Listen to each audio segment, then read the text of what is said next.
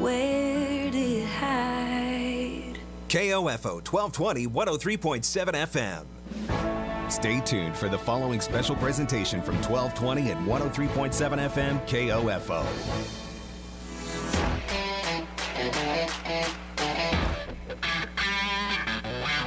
KOFO, your sports source for East Central Kansas and the radio home for Ottawa University Brave Sports, welcomes you to this broadcast of OU Brave Softball. Our coverage is brought to you by Quality Structures, Dingle & Son Mortuary, Sutton's Jewelry, Advent Health Ottawa, and by Ottawa University, Kansas State Bank, Ottawa Recreation Commission, Lamb Roberts Price Funeral Home. OU Brave Softball on KOFO is also brought to you by Adamson Brothers Heating and Cooling, CarStar, the Ottawa Herald, and Arvest Bank. Now let's go to the field for OU Brave Softball. Here's KOFO's Casey Weeder. Hello everyone, and welcome back to the Great Bend Sports Complex in Great Bend, Kansas for Day 2 of the KCAC Baseball and Softball Championships as the Ottawa University Brave Softball team gets us started here at PM as they will be the visitors as they take on the Tabor College Days as it is win or go home for the Braves today as win 3 to get themselves into the championship series tomorrow. I'm Casey Weeder, joined by Matt Kincaid. We've seen Ottawa do it before. They have the talent to do it. They're the regular season champions, but it is a gauntlet trying to go 3 games in one day. It really is. There's a lot of things that have to do it. And after the first game, it's just, grab your stuff and probably move fields and unpack and go through the process, much like when most of these girls were playing travel ball on a weekend.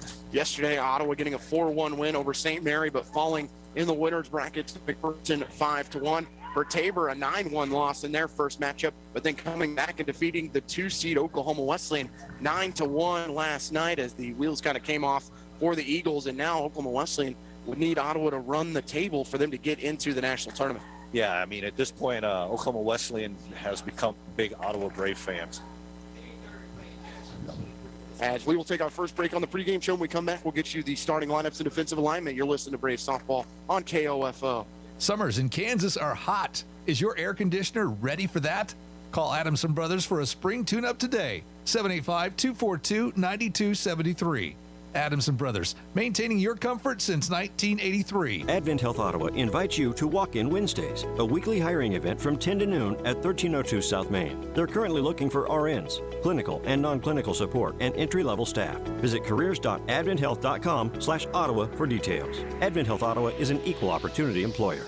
Susan, I'm sorry I'm late. Traffic is terrible. It sure is. But on top of that, gas prices have been skyrocketing. I can't believe how expensive gas has gotten recently. Prices at the pump are up, but I never pay full price for gas anymore. I just use the free Upside app that pays you cash back for every gallon of gas you buy. Wait a minute. Are you saying you actually get paid cash when you buy gas with the Upside app? Yes, I get real cash back every time I buy gas. And does that actually add up to anything? I've made around $200. Wow, that's serious extra cash. I'm downloading the free Upside app now. Download the free Upside app now to earn real cash back every time you buy gas. Use promo code START for a $5 bonus on your first tank. That's promo code START. You can cash out anytime right to your bank account, to PayPal, or an e-gift card for Amazon and other brands. Just download the free Upside app and use promo code START for a $5 bonus on your first tank. That's code START for a $5 bonus. Let's plan on having concessions over there. Mike is remodeling the old family drive-in movie theater. Go find Gavin. Tell him the sound team is here. He'll need a new front-of-house cast and behind-the-scenes crew. Hey, can we talk staffing real quick? I'm thinking at least 6 per shift. Indeed can help him hire great people fast. I need Indeed. Indeed you do. Our hiring platform instantly connects you with quality candidates whose resumes on Indeed match your job description. Visit Indeed.com/credit and get $75 towards your first sponsored job. Terms and conditions apply. Sports, information, and entertainment in East Central Kansas. KOFO K279CS Ottawa, where keeping you informed comes first. Welcome back to the Great Bend Sports Complex of the Braves, the visitors in Game 1 of the day. It is win or go home here at the KCAC tournament. This will not be Ottawa's final day of year, whether they win or lose, as the Braves have qualified for the NAI National Tournament. That will begin in about a week and a half, as it'll be Riley Newbold facing her first pitch from Zoe Brewer. as she will take ball one. Zoe Brewer, a 5'6" junior from Paris, California, transferred from Mount San Antonio College. Her 1-0 delivery is going to be in at the knees for a strike, 1-1. Look at the numbers on the year for Brewer. 22nd appearance. She started 20 games. Record of 6-9 on the year. 1-1 delivery to Newbold is going to be chopped to third to Lopez. That ball is fair, and Newbold for out number one. Yeah, Newbold kind of beat that ball into the ground, and Lopez was playing in and maybe expecting the bunt and didn't have any problem with retiring. Brewer with a 4.16 ERA, 55 strikeouts, 27 walks, and 97 2/3 innings pitch. This is the ace on this team. This one going to be hit softly to third. Lopez is charging. Her throw going to get Rodriguez by a step, and a quick 5-3 back-to-back putouts for Lopez. And 2 down in the top of the first. Very similar math for the first plate appearance from Newbold.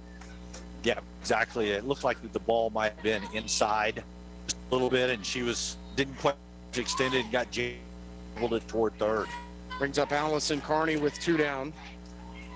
Junior from Valley Falls, hitting from the right side, shows bunt, brings it back and takes ball one.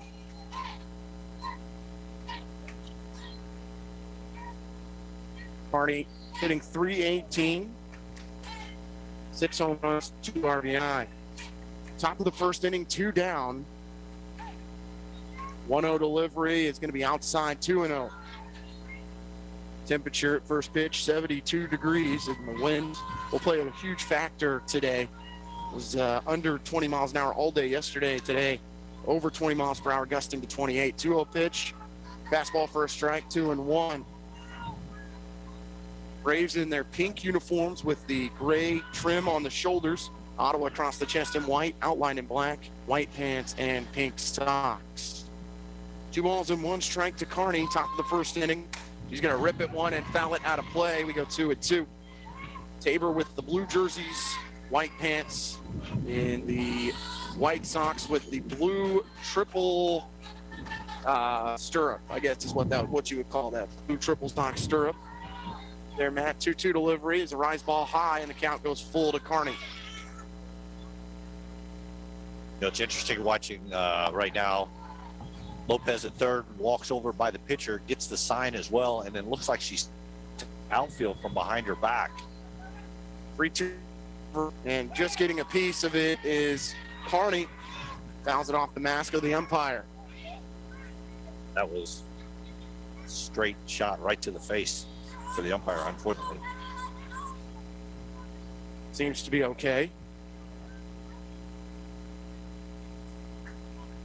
Braves yesterday, four runs in game 1, but were held to just 1 in game 2. Did finish up with 8 hits in game 2, just unable to deliver with runners on base. 3-2 pitch to Carney is going to be ball 4 as it misses just low, and she will take first base with 2 outs. That was a pretty good pitch there from Brewer. And with the wind blowing in from left, it's going to take something special to get it out of the ballpark here. We're on the auxiliary field, which is field 3. And Martinez, talking with the home plate umpire, saying that Carney was leaning over the plate. Bunfield takes a fastball for a strike from Brewer. One thing that's interesting about this Tabor pitching staff, they are second to last in strikeouts on the year in the KCAC, just 116. So this defense is used to having to make plays. Absolutely. 0-1 to Bunfield. She's going to take a rip and pop it up in the infield. Lopez makes the grab for out number 3. Is Ottawa no runs, no hits, no errors, 1 left on base. So we go to the bottom of the first. Blue Jays coming to the plate. You're listening to Ottawa Softball on KOFO. My name is Jose Trejo. I'm a junior here at Ottawa University, and I'm currently studying exercise science. One of my favorite things about OU is that it's a small community, and coming from Western Kansas, where all there is small country towns, I felt right at home as everyone kind of just felt like family. It's a great community. It has a lot of support behind it, and most of the professors here are extremely well about getting you to understand the knowledge that they want you to understand. Education for a lifetime at Ottawa University. To find out more, visit online at ottawa.edu. Cutting the price of your wireless bill feels good. Really good. So good, you gotta try it. With Straight Talk, you can get our Silver Unlimited plan for just $45 a month. Now with unlimited high-speed data, plus 5 gigabytes hotspot data, and no contract, with nationwide 5G on America's best networks. Why pay a whole lot for your data when you can get unlimited for a whole lot less? Straight Talk Wireless. No contract, no compromise. 5G capable device required. Actual availability, coverage, and speed may vary. See terms and conditions at straighttalk.com. Welcome back. Is Ottawa unable to get a hit in the top of the first inning? Left one runner on base. Braves will send out Kason Rasmussen, senior who picked up her 19th win of the year yesterday in Game 1, and she will face off against the leadoff hitter Rachel Gray, a 5'7" junior out of Ovilla, Texas, transferred from Paris Community College. As Blue Jays coached by Jeff Brewer in his 3rd season, graduate of Lyon College, as they will be making the transition from NAI to Division III here in the next couple of years. First pitch from Rasmussen, side for ball 1.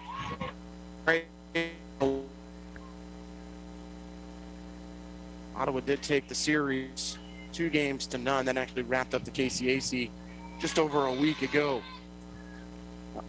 That series played in Ottawa. 1-0 delivery from Kason, and this one is called a strike at the knees, 1-1.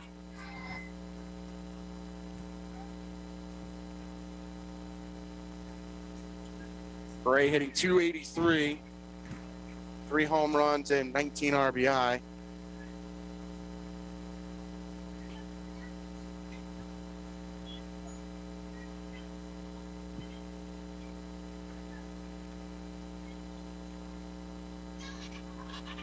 One delivery from Kason, low. It's 2-1. That one's outside.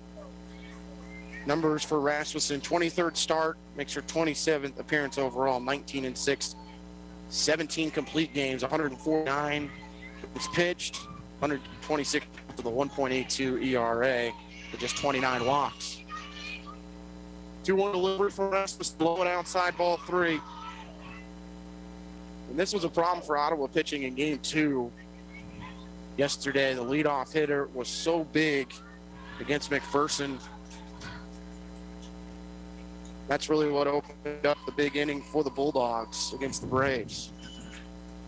3-1 pitch from Rasmussen, chopped down the third base line, but foul, and the count is full.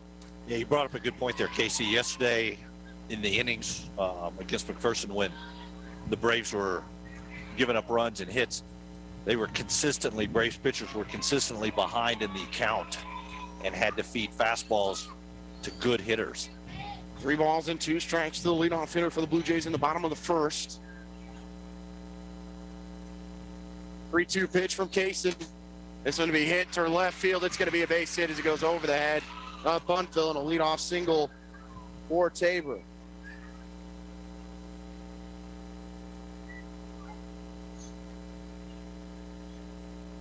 Just did just enough to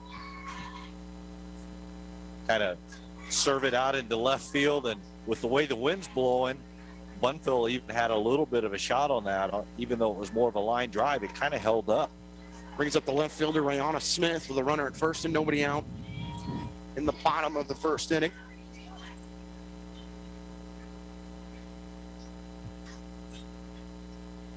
First pitch from Kason, high for ball 1. Kason with the complete game in the win over St. Mary. Game started at noon yesterday, so she's had some time to stay loose. For Tabor in the bottom of the first inning. 1-0 pitch is low, 2-0.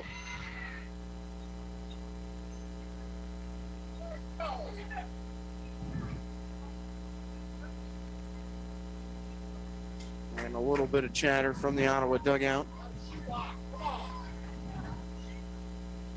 This was kind of a problem in Game 2 for the Braves, just finding the strike zone and getting behind hitters. 2-0 pitch to Smith. She drops the bunt. It's a fair ball. Play made at first. The runner does move on the sacrifice by Smith. Nice job there. Fabian was in, super close, expecting the bunt, and almost when she caught it, Casey might have been able to chase down the runner and tag her instead of having to make the throw. She was that close. Brings up number 23, Alyssa Martinez, the sophomore catcher from Eastvale, California, with a runner at second and one down. First lead pitch to her is going to be called a ball, 1-0. Again, just missing low out of the zone of our home plate umpire. Martinez hitting .347, no home runs, but has driven in 23. 1 ball, no strikes, 1 down in the bottom of the first. 1-0 delivery. Foul towards the Tabor dugout. 1-1.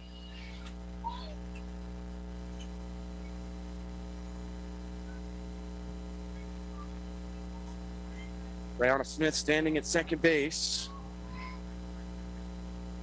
Or Rachel Gray standing at second base. She has 5 stolen bases this year.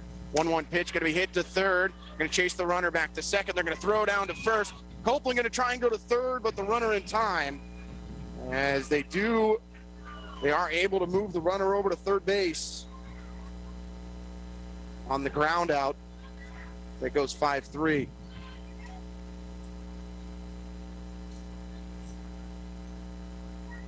Brings up third baseman Alicia Lopez, 5'3" junior out of Eastvale, California. A lot of California players on this Tabor roster. Lopez hitting .296. No home runs, 23 RBI, and she's going to hit this one softly to third. This could be a close play, but now they're going to call time. And that ball was in play the whole way. Yeah.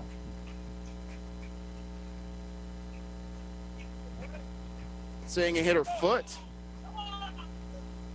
Yeah. Yeah, I didn't see. There was no contact with her foot, and so Ottawa thought they got out of the inning. Lopez will at least see one more pitch. No balls and 1 strike. 2 down in the bottom of the first, runner at third for Tabor. Yeah, and I mean, the batter never acted like it hit her foot. I mean, in that situation, you bury that on the inside of your foot. There's some kind of reaction, especially if you're not wearing a guard on it. 0-1 from Kaysen. Strike right down the middle, 0-2. Rasmussen trying to work around the leadoff single from Gray and get out of this inning.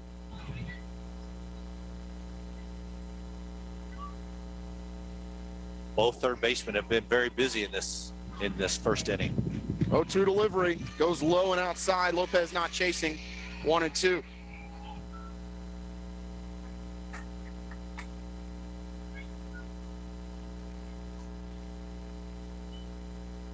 Two count for the cleanup hitter Lopez.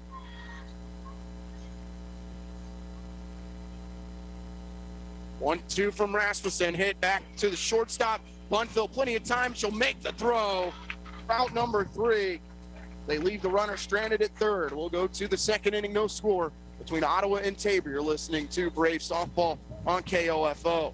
Do you owe the IRS $8,000 or more? Are you a few years behind in filing? Are you going through an audit and have no idea what to do? You need an ally fast. Ally's tax relief negotiators can protect you from all IRS collections, but you have to call them today. Their team of enrolled agents, tax attorneys, and CPAs are your allies to fixing all of your tax problems. Take the first steps to getting the IRS off your back. Call Ally's Tax Relief today for a free consultation. Call 800-957-0325. Ally's Tax Relief, 800-957-0325.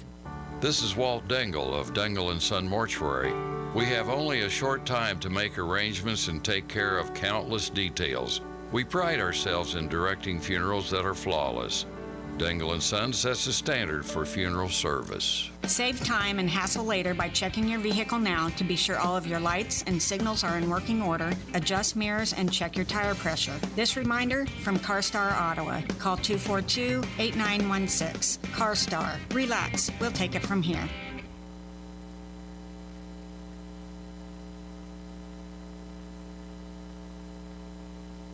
Back to Great Bend Sports Complex.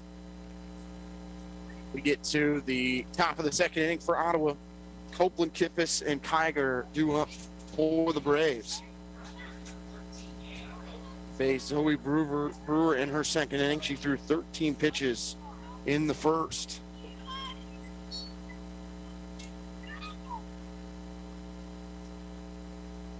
We feel playing in on Copeland, at least on the corners. First pitch to Hannah, a rise ball high, 1-0. Copeland, the 5'10" sophomore from Justin, Texas.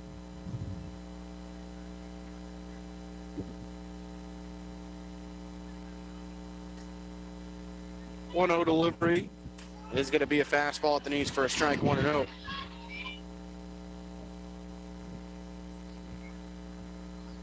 Copeland, 4 home runs, 34 RBI, hitting .284. 1-1 pitch, low for ball 2, 2-1.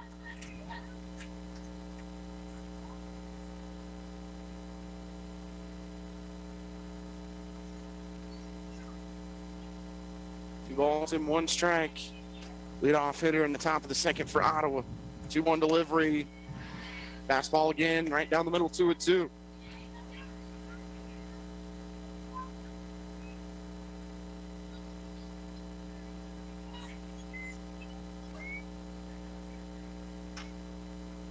Two on the way to Copeland. She's going to strike out on a fastball. Was looking off speed. 1 down in the top of the second. And as a right-handed hitter right now, with the knowing as a power hitter, home run's probably out of the equation right now. Matt, what is kind of your focus? I mean, really, you should be thinking about trying to hit the ball back up the middle. If you're concentrating on hitting the ball to center field or the right field, you're going to be in great shape. Kippis takes fastball for a strike from Brewer, 0-1. But if you're thinking dead pull, it's just not going to be your day.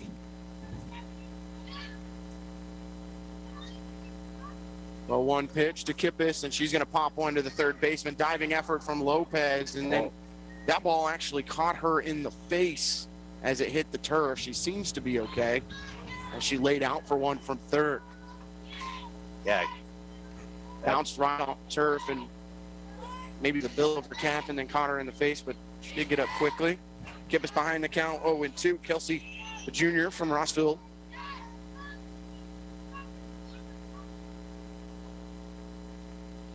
Hitting .282, 4 home runs, 19 RBI. Behind in the count, 0-2 with 1 down in the top of the second. 0-2 pitch, going to be strike 3 looking. Yeah, just frozen on that. It'll be up to Jillian Cocker to try and get Ottawa's offense going in their 3rd game of the tournament. 5'11" sophomore from Sparks, Nevada. 2 down in the second. Takes fastball for a strike from Brewer, 0-1. She's gotten in a really nice groove so far, has Brewer. Yeah, Brewer looks really comfortable right now in the circle.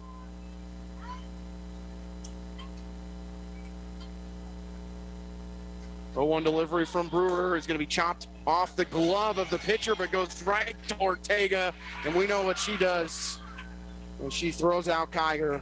So that goes 6-3. The Braves go in order in the second. No runs, no hits, no errors, no one left on base. You're listening to Braves Baseball on KLFO. Well, Brett Howard, we're broadcasting live at the Kansas Hemp Extravaganza going on here at Buckview Distillery on Tennessee Road, just off the 193 exit of I-35. And we're going to be here, till 2 o'clock this afternoon. The actual event itself goes until 7 o'clock tonight. And one of the cool things about this afternoon, first of all, we got nice weather for the first time since who knows when. That's very cool. We're outside. And we got Travis Marvin on the stage. That's right. What's going on, Brad? How you doing, man? Fantastic. Well, what time do you hit the stage here? We're going to stage at 1 o'clock. Going to go till 2:30. 1 to 2:30. And then you pack it all up, and you're heading up to Arrowhead Stadium in Kansas City for the Kansas City Barbecue Fest going on tonight. Yeah, we'll go up there, and it's going to be a good time. We're going to headline tonight at about 6:30. So. And I saw you doing the national anthem at Coffin Stadium last week. We did. We got to play for sing for the Royals, and we actually won that night. You did. We need you up there every night, man. Yeah, we're going to see. I'll call them again. We'll see what can happen. And happy birthday. Thank you, my friend. 44? 44 years old, 2 4s. All righty, man. Get up there and rock the place, will you? We'll do it. I appreciate you guys at KOFO. Travis Marvin with us here at Buckview Distillery. It's part of the Kansas Hemp Extravaganza, and it's a part brought to you by the Kansas Cannabis Coalition. We're on KOFO 1220 and 103.7 FM. Thanks. And Alyssa Bejarano leads it off for Tabor in the second inning, as Rasmussen was able to work around a leadoff single in the last inning. And she takes ball 1.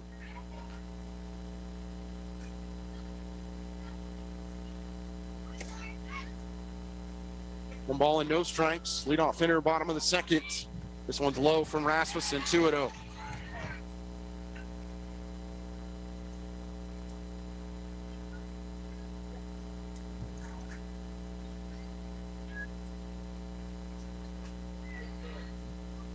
Two balls and no strikes to the first baseman. Rasmussen ready to fire. This one's going to be lifted to center field. Running in hard is Newbold, making the diving grab to take one away from Bejarano, and the Gold Glove center fielder comes up again. Yeah, we've seen her make several diving catches this weekend. You know, maybe that's a lift that the Braves need right here to kind of get them back in some energy.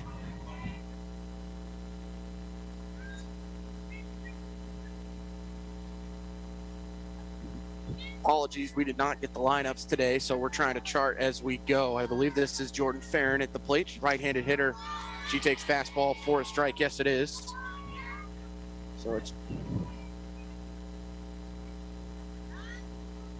Farron, a 5'9" junior from Galt, California.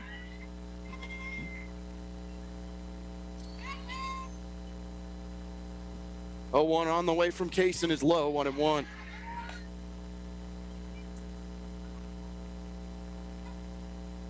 1-1 count, 1 down in the bottom of the second.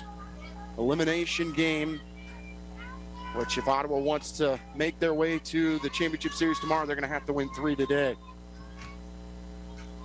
1-1 from Kaysen. Just missing inside, 2-1.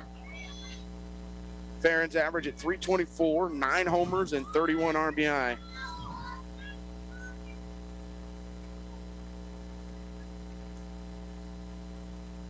Two balls, 1 strike, 1 down.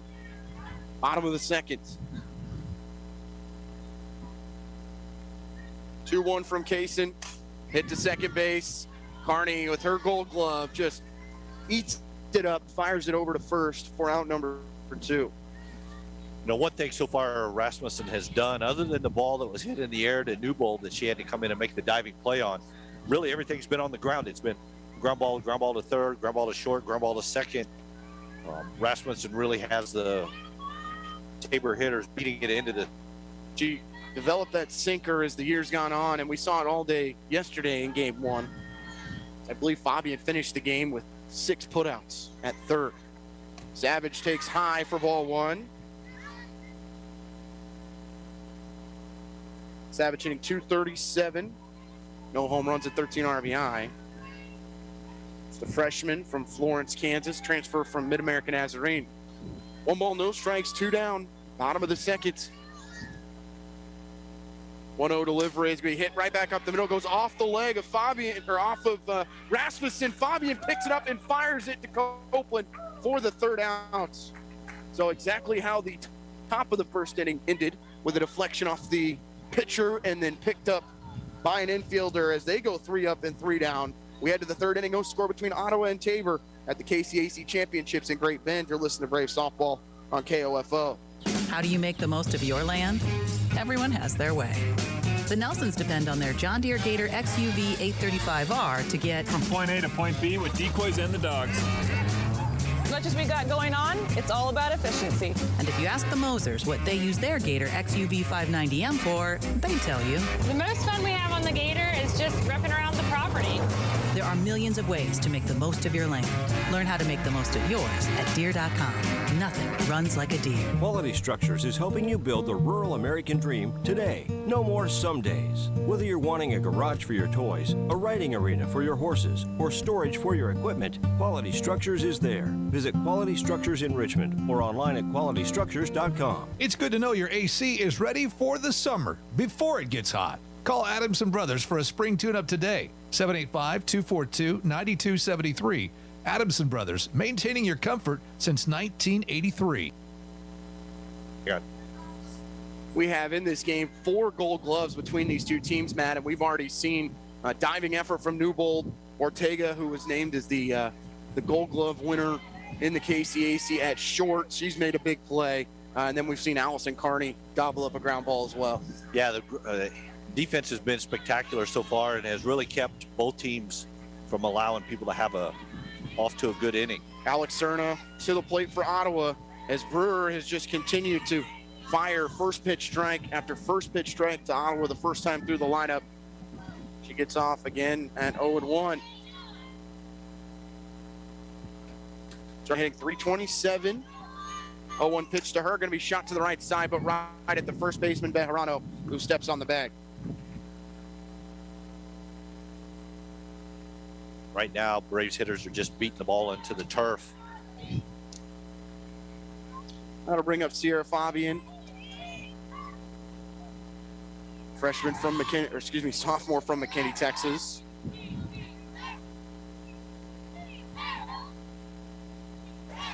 Hitting 267, takes changeup outside, 1-0. Brewer can't believe that one wasn't called a strike. Fabian, 2 home runs, 25 RBI. 1 ball and no strikes. Brewer with a fastball. Misses high, 2-0.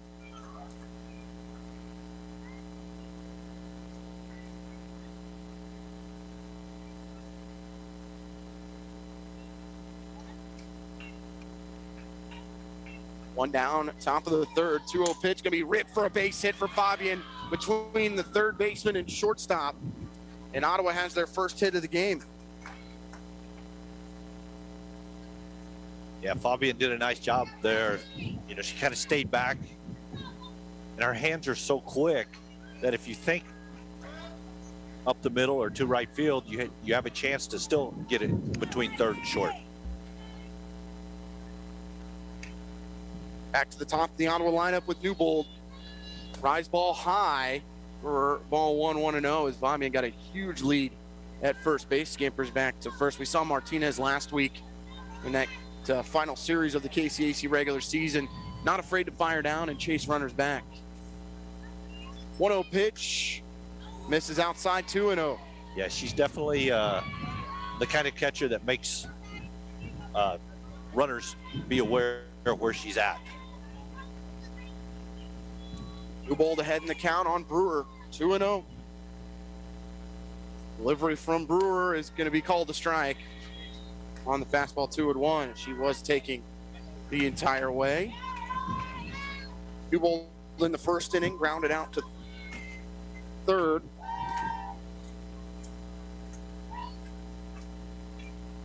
Two 2-1 pitch, showed bunt, brought it back, and takes ball 3. Looked like that was going to be a hit and run there for Ottawa, and Fabian might have had a chance to get to second base. I'm not sure she got a good read on how that ball deflected off of Martinez. 3-1 to Newbold, rips it foul just down the third baseline. Lopez was standing on the line. Count is full at 3-2. You know, and I always find it interesting, Casey, when teams get runners on, how pitchers that are in a rhythm throwing, all of a sudden that rhythm is not as comfortable for them.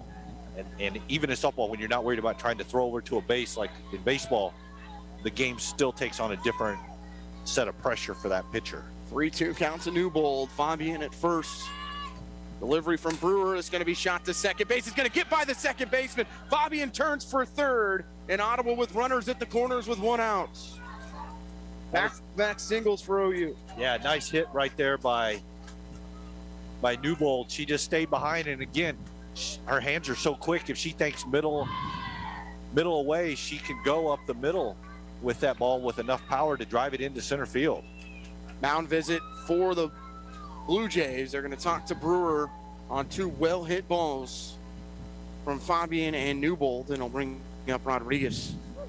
And much like we saw in the series at Ottawa, Tabor has action in their bullpen. I think they have to go back and look. I think it was 6 pitchers in game 1, and it was you get one batter, you get one I mean, just a lot of trying some matchups and changing speed and, then going from the left to the right side. Yeah, and it was real. I think you're exactly right. It's, kind of the mix and match approach there.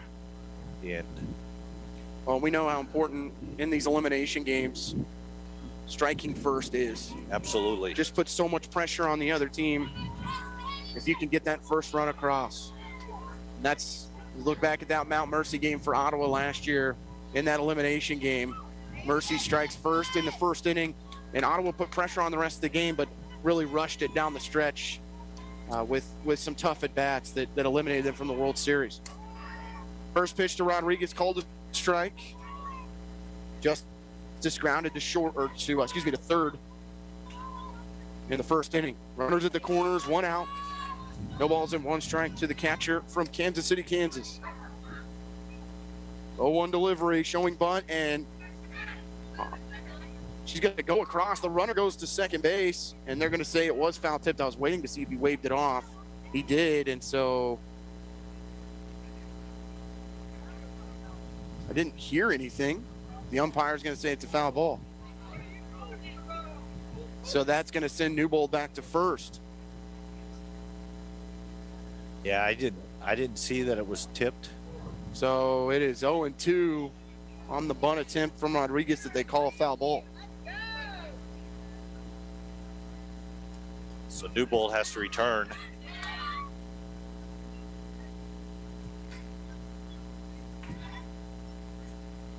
Runners at the corners. Rodriguez behind the count, 0-2. Ray's trying to strike first. She's going to strike out swinging. They're actually going to throw down to second to see if Tabor would fall for it. They do not, but taking second base is Newbold. So Braves do have runners at second and third with 2 outs after the strikeout by Rodriguez. And for Brewer, that is her 3rd strikeout of the game. And Carney in a similar spot from yesterday, Matt. With runners on base yesterday, she was 0 for 2 with that. And did we get a illegal pitch? Might have been a hit. I didn't see if it hit her. Must have caught the inside. Yeah, I think it got the inside. So the bases are loaded. They call a hit by pitch of Carney,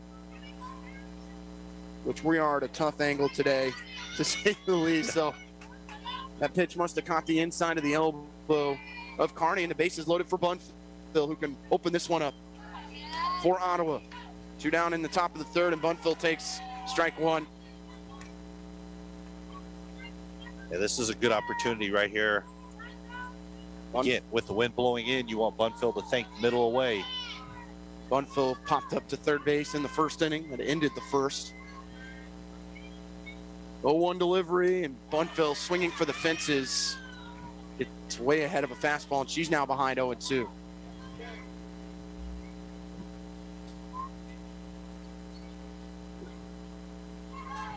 Bunfield has 8 home runs and 41 RBI. But right now, Ottawa would take a single to drive in a couple. 0-2 pitch to Bunfield. She's going to strike out at 1 at the eyes. For out number 3. Braves leave them loaded. We'll go to the bottom of the 3rd. No score. You listen to Braves softball and KOFO. Brad Howard broadcasting live from Buckview Distillery for the Kansas Hemp Extravaganza, which is going on this afternoon. And right now I'm going to introduce you to Craig Crabtree of Crabtree & Brown CBD. This is Craig with Crabtree & Brown in Ottawa, Kansas. We're here at the Kansas Hemp Extravaganza. The most common issue is the confusion and misinformation customers hear about CBD and hemp products. We take great pride in helping answer your questions. Each of us is born with the same endocannabinoid system. CBD and hemp products is not a one-size-fits-all. Each one of us are different, and many factors play a role in the benefits of all natural CBD products.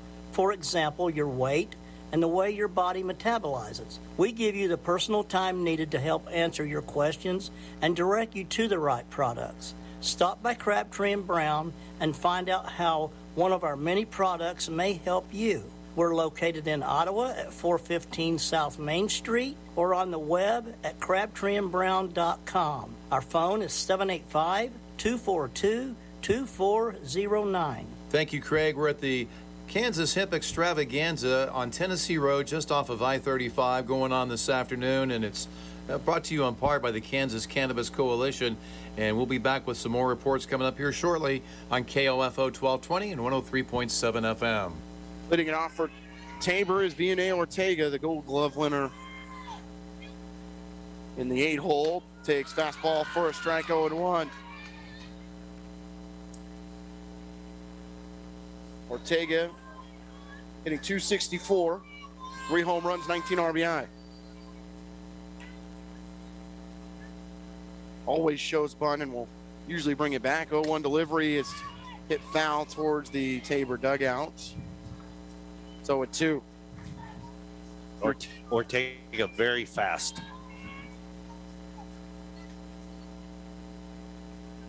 We saw just over a week ago on making some defensive plays that I don't think there are too many other shortstops in the country that can make it. Shows bunt again, bring it back. 0-2 delivery is going to be hit softly to short. Bunfill a couple pitches and finally makes the throw and gets her by maybe half a step. But I'd rather her gather like that than rush it. Absolutely. That was a good job. She understood how fast the runner was and took her time, set her feet. And her arm is, one of the best in the conference for sure. Brings up the 9-hitter, Yondell. 5'9" junior from Moore, Oklahoma. First pitch from Rasmussen, fastball right down the pipe, 0-1. After struggling in the first inning, getting ahead of hitters, she's been tremendous here in the last inning and a third. Yondell's average at .385, 4 homers, 32 RBI. 0-1 from Kaysen. Going to be hit right back up the middle. That's going to be a base hit. It goes over the head of Rasmussen and a 1-out single for the Blue Jays. Yep. That's just one of those balls that's hit hard and beat into the turf and just enough bounce to get it over Rasmussen and over the second base. For Tabor, just their second hit of the game. And we've got a softball on the field. I believe that was a foul ball from the other field. Actually, it escaped out of the bullpen. Oh, excuse me, yeah. Back to the top of the Blue Jay lineup. For Rachel Gray. Gray singled in the first inning. So they bookend their 2 hits of the game so far. 0-1 delivery to Gray. Fastball for a strike from Rasmussen. Braves are the defending tournament champions from last year. That one, they went 4-0 here in Great Bend. So far this year, 1-1. Count 0-1 to Gray. Swinging strike. The runner going to second is going to be safe. Throw was a little late. A delayed steal from Yondell, and that eliminates the force at second. It might have caught Rodriguez a little off guard. I think so, and more to the Braves' advantage is strike 2. The ball's in 2 strikes. Runner at second. 1 down in the bottom of the third. No score between OU and Tabor. And the Blue Jays at the plate. 0-2 from Kaysen. Goes outside trying to get Gray to go after it. She'll lay off of it. 1-2.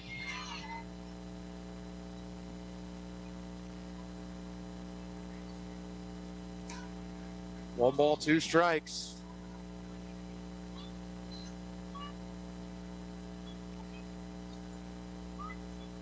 One-two pitch from Kaysen goes low and picked out of the dirt by Rodriguez as the count evens at 2-2.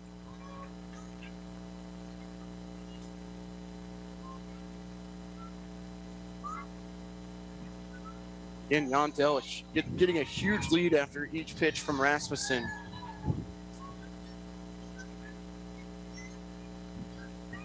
Two on the way from Kaysen. Misses outside, and the count is full.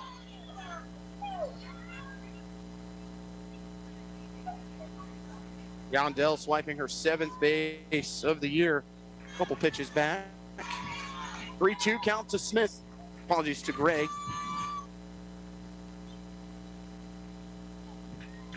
3-2 from Rasmussen. Going to be hit to second base. Backhanded by Carney. Makes the throw from her knees, and she's going to get her. Kept it in front of her on the hard hit ball to second. Carney just keeps it in front of her, Matt, and she's got the arm to get Gray by a half a step. Yeah, and absolutely just the fact that she knocked it down and kept it on the infield kept the run from scoring from second. Yandel would have scored easily if that ball got into the outfield, and getting the out is a bonus in that situation. Now we've got Rihanna Smith, who dropped the sacrifice bunt in the first inning. They're back-to-back lefties. Rasmussen will face a righty, and she goes a little low for ball one. It's 1-0. Braves at this point probably looking at either a 3 or a 4 seed in their regional. Not a lot of options across the Midwest. Right. So Braves could be making a little bit of a travel across the United States. 1-0 delivery from Kaysen, right down the pipe, 1-1. I believe selection show is on either Tuesday or Wednesday. Could see some familiar faces from the World Series last year based off what we think could happen.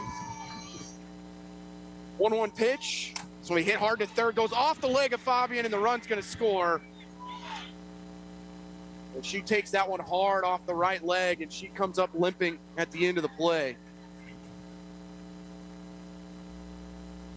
We're going to score that one as a single, as there really was no time for Fabian to react at first.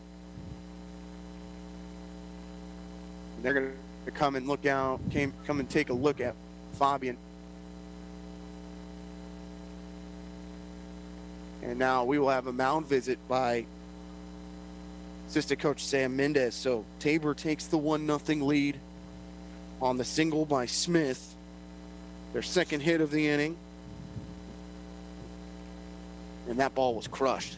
It was hit sharply off the bat for sure. And they did score to hit officially. Smith picks up RBI number 21.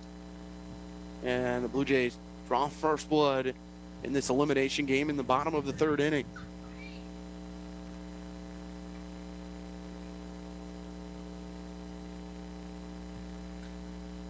Fabian seems to be okay. That's going to leave quite a mark, though, tomorrow. Yes. And it deflected so hard it almost ended up working out for Ottawa as Bunfield picked it up, but too much speed from Smith. Yeah. And it looks like Fabian's kind of shaking it off. Doesn't appear to have any noticeable limp. With 2 down, bottom of the third, Smith standing at first.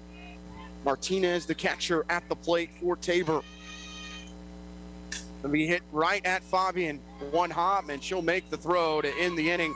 But the Blue Jays score 1 run on 2 hits, 1 left on base. And they lead it 1-0, go to the 4th inning. You're listening to Braves Softball on KOFO. When it comes to jewelry, the fit is important, not just on your finger, but on your wallet. Hi, this is Lindsay Sutton at Sutton's Jewelry in downtown Ottawa, where we work to fit your ring to fit your budget. Diamonds come in all shapes and sizes and price ranges. The last thing we want is for you to think you can't afford a beautiful new ring. Come see our selection at Sutton's Jewelry, 213 South Main, downtown, where there's no high-pressure sales. We just want to be sure the fit on your finger matches the fit on your finances. You've got it made at Sutton's Jewelry. Sophia and Chris Garcia came to Arvest Bank looking to get a home loan. Let's hear what happens. Chris and Sophia, thanks for choosing me as your lender in the Arvest Home for Me app. And now... There's more paperwork to do. Nope, I got the info you sent through the app. And now... We wait to hear from someone at your main office. No, now you're pre-qualified and ready to find your new home. Wow. And I'll be with you every step of the way. That's... helpful. Very helpful. Home loans made easy. Arvest Bank. Ready to help. Equal housing lender. Tabor gets a 2-out single from Rihanna Smith, and they are up 1-0. Due up for the Braves in the fourth, Copeland, Kippis, and Kiger. They face Zoe Brewer, who's thrown 40 pitches through 3 innings. Ottawa had something going in the third as they were able to get the bases loaded, but unable to come up with any runs.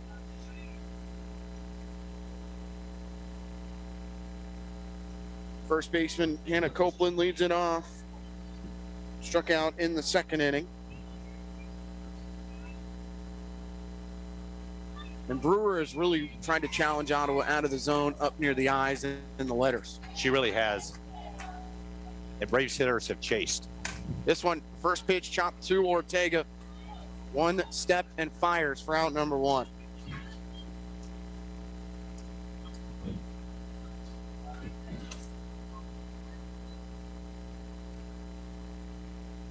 That'll bring up the right fielder, Kelsey Kippis, who we saw pitch yesterday. Tired the 3 batters she faced against McPherson in game 2. Kippis fouls one off of her foot, and that looked like it did hit the batter that time. Yes. Yep. Even though we might not see Kippis anymore in this tournament, a great option for Coach Jay Cant when you get to a regional here in a week or a week and a half. Yeah, no, she was very impressive yesterday in the circle for the Braves. Behind in the count, 0-1, 1 down, top of the fourth. Braves down 1-0. And she's going to check swing and tip one off the glove of Martinez on a changeup. Schedule for today, as far as our broadcast schedule, varies very much off of how Ottawa does here. We can tell you we do have a game scheduled for 7 p.m. for OU baseball, as they will find out their opponent here shortly, as that game, I believe, is nearing the end behind us. 0-2 pitch, changeup outside, 1-2. Good job there by Kippis to lay off of that. That baseball matchup is between McPherson and Tabor. Tabor led 6-2, but I've heard quite a few roars from that McPherson crowd in the last 10 minutes. 1-2 pitch, check swing, or a big swing, excuse me, from Kippis, just getting a piece, and she'll stay alive. Talked to the Ottawa baseball coaches as they were doing a little bit of scouting. They came away with a win on a walk-off single from their KCAC Player of the Year, Holland Bone, to defeat Oklahoma Wesleyan late last night. 1-2 delivery from Brewer, a rise ball high, and Kippis lays off of it as we go even at 2-2. Yeah, good work there to stay off that pitch.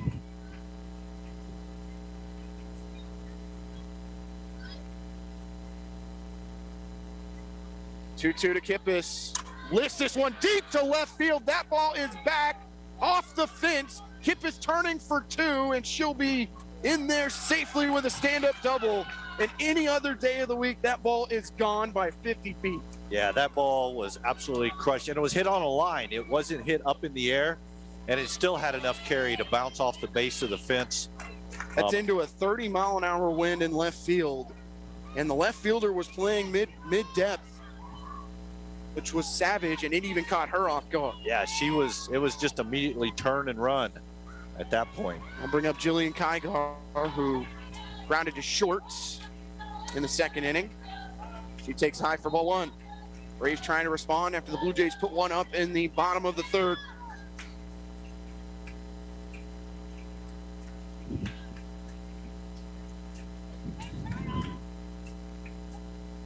One-0 delivery to Kigar is a strike. They're going to throw down to second base. Getting back in time is Kippis.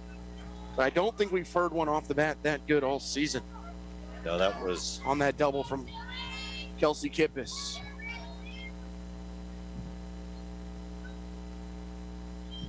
One-one count to Kiger.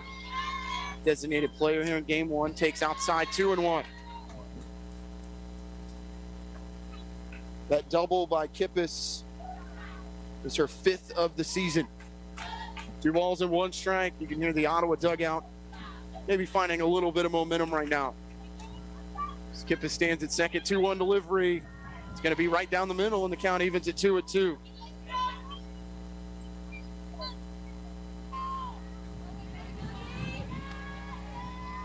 2-2 count to Kiger.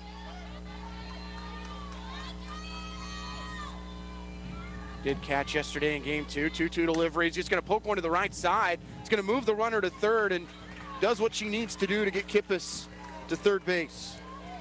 Yeah, maybe not the prettiest thing, but it works just as well as like a bunt would have to move up the runner. It's a 3 unassisted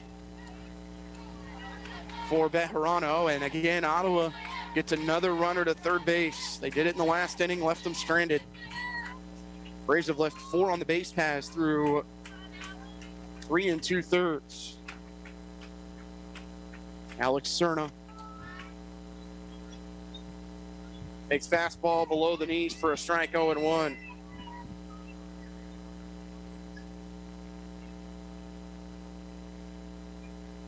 Cerna grounded back to the pitcher in the second inning. 0-1 delivery to her. It's going to be ripped back up the middle. That's a base hit. And Ottawa's tied it at 1 on the RBI single from Alex Cerna. Yeah, really nice job there. Again, Cerna just thought about taking the ball back up the middle, and in this win, good things will happen with that mentality. 2 hits in the inning for Ottawa.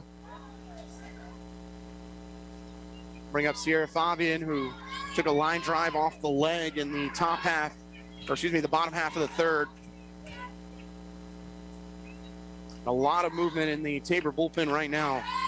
We're tied at 1. Fabian almost takes one off the left leg this time. Yes. Gets out of the way. The count at 1-0. Yeah, the activity in the bullpen for Tabor reminds me of a bunch of beehives been stirred. People are scrambling everywhere. That was Cerna's 15th RBI of the year. She takes inside again, 2-0.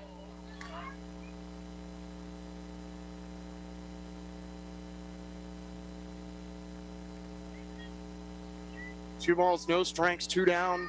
Bottom of the 4th. Ottawa's responded to tie it up at 1. At the top of the 4th. 2-0 pitch. Ripped to short. Right at Ortega. Her throw in time to get Fabian. But Ottawa responds with a run on 2 hits. 1 left on base. We go to the bottom of the 4th. Tied at 1. You're listening to Brave Softball on KOFO. Brett Howard, we're broadcasting live at the Kansas Hemp Extravaganza, which is brought to us in part by the Kansas Cannabis Coalition. And as a matter of fact, we've got the president of the Kansas Cannabis Coalition, Amy Reed, who's joining us here today. And Amy, thank you for being here with us this afternoon. And tell us a little bit about the mission of the Kansas Cannabis Coalition. Absolutely. Hi, thanks for having me. I'm so excited to be here today. So the Kansas Cannabis Coalition is a nonprofit organization in Kansas. Our goal is advocate and educate. Anything with regards to cannabis reform in Kansas, we are advocating for legalization of medical cannabis. A lot of us, as members of the coalition, are medical professionals, and we see the medicinal benefits of the plant, and we just want to be patients in the state of Kansas and not criminals. How do you go about joining if you want to join? So we have a website, kansascannabiscoalition.org, or you can go to our Facebook page, Kansas Canna Coalition. It's a $30 annual membership. About 95% of our revenue goes directly towards lobbying efforts at the State House. We have a lobbyist that works for us full time and meets with legislators every day trying to get a bill passed and trying to give patients the right to plant medicine in Kansas. We're kind of out of time right now, but can you come back for another segment? Absolutely. Thank you. Come back and see us here in just a little bit. And we are talking to Amy Reed, president of the Kansas Cannabis Coalition here on KOFO 1220. We are at the Kansas Hemp Extravaganza going on at the Buckview Distillery on Tennessee Road, just off the 193 exit of I-35. And it's going on until 7 o'clock tonight. Don't forget Travis Marvin hits the stage here before too much longer. Come on out and see him. It's a beautiful day to be outside and enjoy this great weather that we're experiencing here today. And we'll be back with more on KOFO 1220 and 103.7 FM. Alicia Lopez leads it off in the bottom of the 4th for Tabor. His count is even at 1-1. For those watching on the stream, just to let you know, it does show Tabor as the visitor, Ottawa's the home team. 1-1 pitch going to be hit to third base. Fabian gets it on 2 hops and throws out Lopez for out number 1. So as in these elimination games, you do not know who the home or away team is until you flip for it. So we already had the game built. So just to let you know, Ottawa the visitor, Tabor the home. We have 1 down in the bottom of the 4th after the ground out by Lopez to third. Batting second in the inning, going to be Alyssa Bejarano. Line to center on a diving catch by Newbold to take one away. Change up from Kaysen, misses outside, 1-0. And we just wanted to make sure our fans knew that we knew that it's wrong on there. It's wrong on there.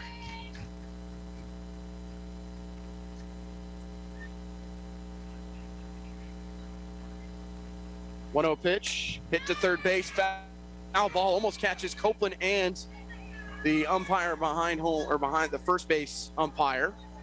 They got out of the way. It's 1-1. Want to thank all those that are tuning in. We had 600 that tuned in through the KCAC network throughout all 3 games yesterday. We tried to give, even though we can't give you that video stream as we talked about, we can give it to you through KOFO and several other ways as Matt has been nice enough to run the production and the scoreboard for us all week so far. Much appreciated from everybody as well. 1 ball and 1 strike to Bejarano, 1 down, bottom of the 4th. And a fastball that Bejarano was looking off speed and freezes her. It's 1-2. Talk about all the people listening online, Casey. Good crowd here of Ottawa contingency to support the Braves. 1 ball, 2 strikes to Bejarano. Kaysen rocks and fires and goes to the changeup, strikes her out for out number 2 in the 4th. Really nice pitch. We hadn't seen Rasmussen use that changeup a ton. It's her first strikeout of the game. But even though Ottawa has to travel the 4th farthest in the KCAC to get here, Braves have a lot of players from the state of Kansas. And we've had parents that have made the trip from Colorado, Texas, California. Talked to several as we've been here. First pitch inside to Farron. Grounded to Carney in the 2nd inning. 1 ball and no strikes.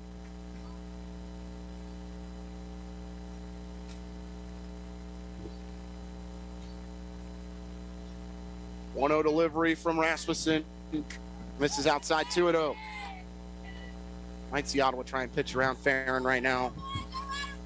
Leading home run hitter on this team with 9. Driven in 39 on the year.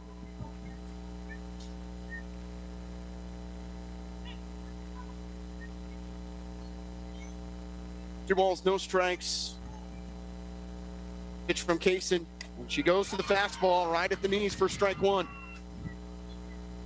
Yeah, I like that. A good challenge pitch to Farron. Says, I know you're a good hitter, but I'm confident in my pitches here to get you out. 2 balls and 1 strike, 2 down, bottom of the 4th.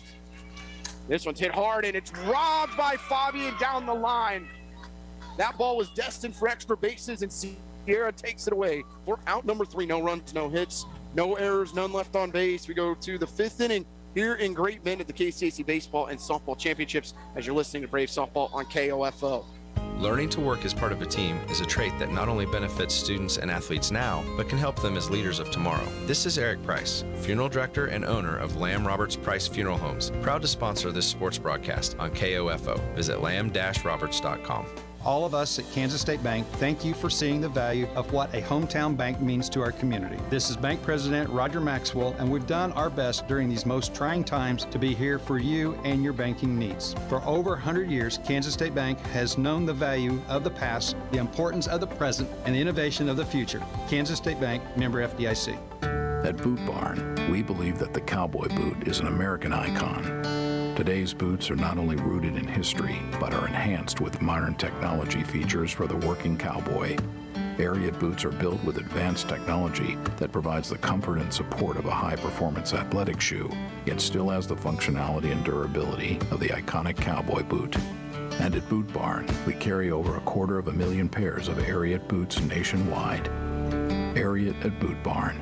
New pitcher for the Blue Jays as Brewer finishes after 4 innings and 56 pitches. They're going to bring in number 13, Allison Johnson, a 5'3" freshman from Wichita, a graduate from Wichita North. As we look at her numbers, 10th appearance, she's 1-1 on the year. An ERA of 7, 8 strikeouts, but 18 walks. And that was the issue when we saw her earlier this year. Just couldn't get the ball over the plate. Yeah, and you know, this has been exactly the recipe that Tabor has followed all year. Johnson's first pitch is a strike, 0-1 as she faces Newbold in the top of the Ottawa lineup after Braves came away with the run to tie it in the top of the 4th. And she's going to hit one off the end of the bat to Ortega, who kind of snow-coned it and didn't get a great handle on it, but still able to get Newbold for the first out. Yeah, and Ortega's just so smooth at shortstop and a good arm. So even though she didn't field it perfectly clean, still more than enough arm to get it across the diamond for the out. Johnson is a righty. She goes with the face mask. And that first pitch to Rodriguez in the turf, ball 1. 1-0 delivery, low for ball 2. And one thing we noticed, I know we talked about this last week, but her delivery at times comes up well short, almost like she doesn't finish through on some of those fastballs. Yeah, it's like she cuts it off a little bit. 2-0 pitch, and that one's low for ball 3.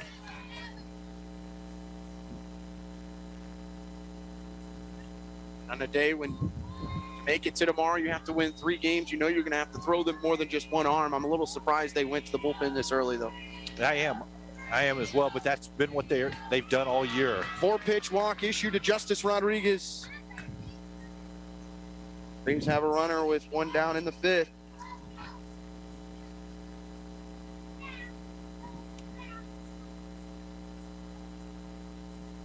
And a mound visit for the Blue Jays after that walk.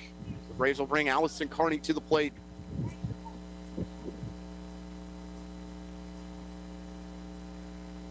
Carney has reached base twice, walked in the first, and hit by a pitch in the 3rd, but was left stranded at first base.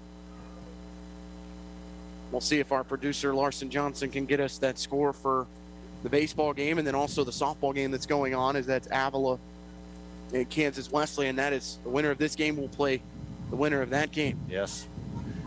Kind of unrelated. Notice Coach Sam Mendez, much appreciative of the turf. Bright white shoes, not having to worry about the red clay that was here last year. Yeah, you can have a little bit more style and swag now. That's what the kids say. And I know you and I are much appreciative on a day like today. We would be eating all the pounds of dirt. First pitch almost catches Carney on the elbow. She gets out of the box. It's 1-0. That's 5 straight balls issued by Johnson. 1 ball and no strikes. Runner at first is Rodriguez. Pitch from Johnson is low. It's 2-0.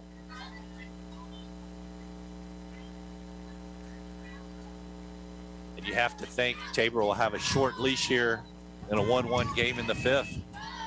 They've gone back to Brewer before. 2-0 pitch is a strike. It's 2-1. Trying to see where defensively the alignment, not playing any type of shift right now on Carney. Lopez hustles back to third base. 2-1 pitch is low, ball 3, and it's 3-1. Head coach Jeff Brewer just beside himself right now, trying to get someone to throw a strike. Quickly signaling to his bullpen. I think this could be the last hitter here for Johnson.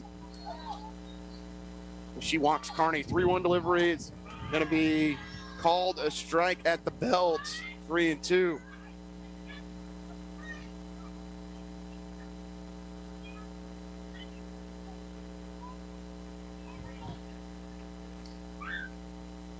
3-2 on the way from Johnson. It's going to be chopped to third as Lopez going to go to second. Can they get the force? They can. There's a collision at second base between Rodriguez and the second baseman, Yandel. They'll get the force at second for out number 2. Yeah, that was awfully close, Casey. I'm not one to second guess umpires that often, especially since we're not on the field. But it appeared as if she was calling the runner out before the ball reached second base. Clearly, we're not in a position to see.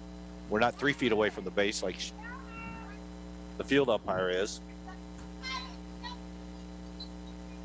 2 down in the 5th. Bunfill shows bunt, and she'll bring it back as she takes strike 1. Bunfill 0 for 2. Pop up in the infield and a strikeout.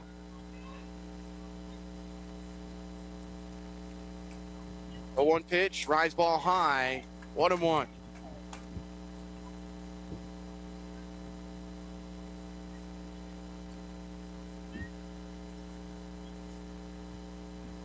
Bunfill did have a double against McPherson in her first plate appearance, but since then has really struggled, and this one's going to be hit softly in the infield. Popped up, Ortega makes the catch, and Johnson works around that walk.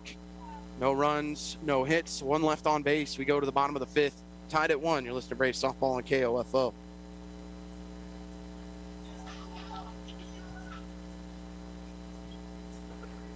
KOFO, Brad Howard broadcasting live at the Kansas Hemp Extravaganza, and also providing sponsorship of our broadcast here today is the Kansas Cannabis Coalition. We're at the Buckview Distillery on Tennessee Road, just off I-35 at the 193 exit. Things are going on until 7 o'clock tonight, so come on out and join us here today. And in this particular segment, we're going to talk to a young man that's running for governor for the Libertarian Party here in Kansas. Seth Cordell is with us here today. And Seth, thank you for being with us here this afternoon. Oh, thank you very much for having me. We couldn't ask for better weather. Well, you got that part right. It is an absolutely gorgeous day today. And tell us a little bit about the platform that you're running on for governor for Kansas. So one of my main platforms is criminal justice reform. We have to look at full legalization of cannabis. The medical bill that's in the House and Senate right now is a good start, but we are looking for full legalization of cannabis. And until we have that, we're just going to see more regulations coming from the state. We're going to see the state continuing to spend millions of dollars incarcerating nonviolent drug users. And we're going to be missing out on the potentially millions of dollars of tax revenue that we could be bringing in by legalizing it. All right, so thank you very much for your time here today. We appreciate that, and good luck in the upcoming election. Thank you very much. Again, we're at the Kansas Hemp Extravaganza here at Buckview Distillery, Tennessee Road, just off I-35 at the 193 exit. Things are going on until 7 o'clock tonight. Travis Martin is about ready to hit the stage. Come on out and join us. Brad Howard on KOFO 1220 and 103.7 FM. Savage will lead it off for the Blue Jays, and she quickly takes strike 1. Kaysen Mack on the pitcher's plate, ready to deal. This one's low, and she swings it one out of the zone. It's 0-2. Savage is 0 for 1 with a ground out in the second.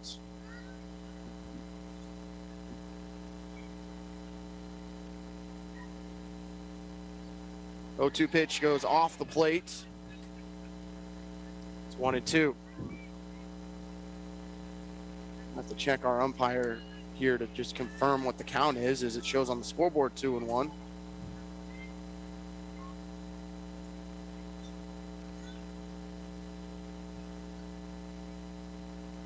I'm going to go with 1-2. 1-2. It's flipped on our scoreboard here. 1-2 delivery from Kaysen. Rise ball, it got away. It's 2-2.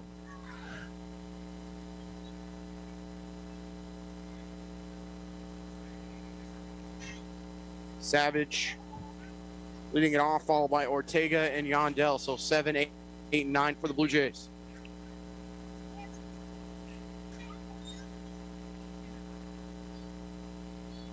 Two on the way from Kaysen, and it's check swing, foul ball. I would have had that one, Casey. I know you did. Had your hands out, ready to go. Ready to go.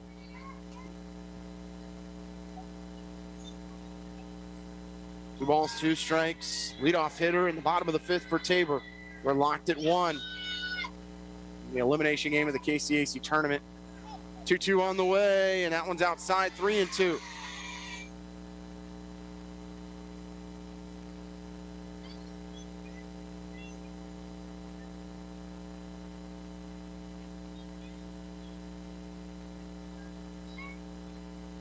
Three balls in, 2 strikes to Savage.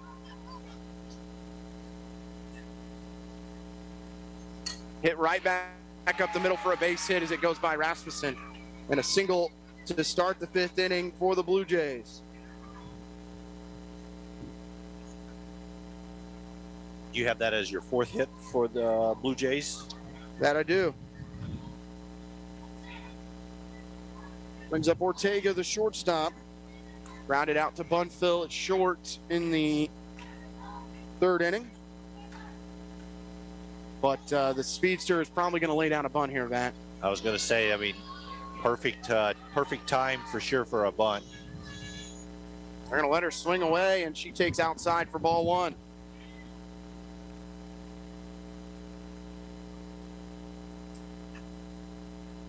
Savage has already stolen 1 base today.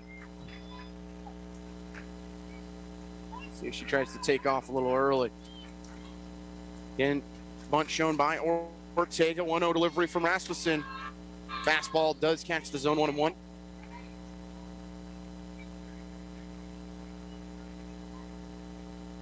Yeah, Ortega's speed puts a lot of pressure on the Braves in this situation.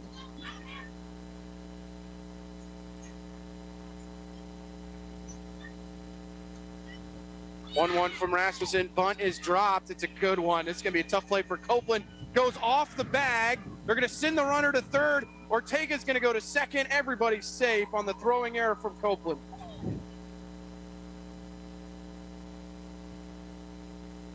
And the Blue Jays have runners at 2nd and 3rd with nobody out in the 5th.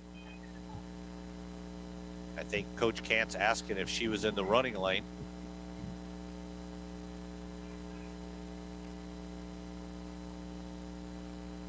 I think he's going to get a discussion here with second base umpire.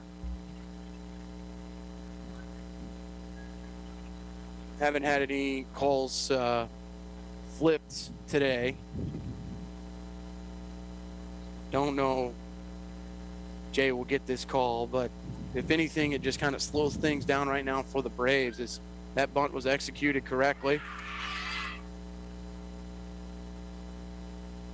And they are going to say she was safe down that first base line, didn't step out. And do you think maybe about walking here to get a force play at home? I mean, you can, obviously, you know, but you're putting on the number 9 hitter. Runners at 2nd and 3rd for the Blue Jays, nobody out. Bottom of the 5th, tied at 1 for the 9 hitter Yondell.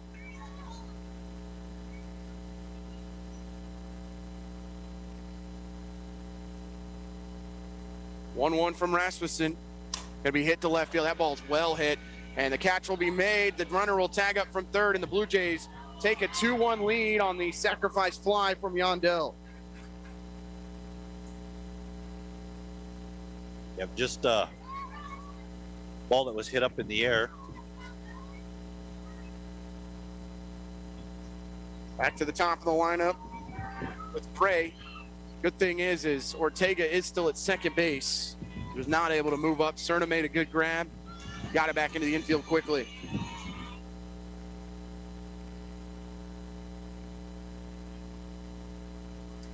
First pitch inside. Ortega about halfway to third base, turned around and went back.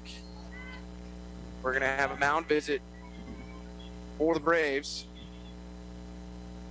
Assistant Coach Sam Mendez will come out and talk to Rasmussen with 1 down in the bottom of the 5th, but just thinking limit the damage right now and get the bats back out to start the top of the 6th, only down 1. And Ortega, they have scored that as reached on an error. Yes, yeah, that's kind of how I had it written down as well. So Savage led off the inning with a single.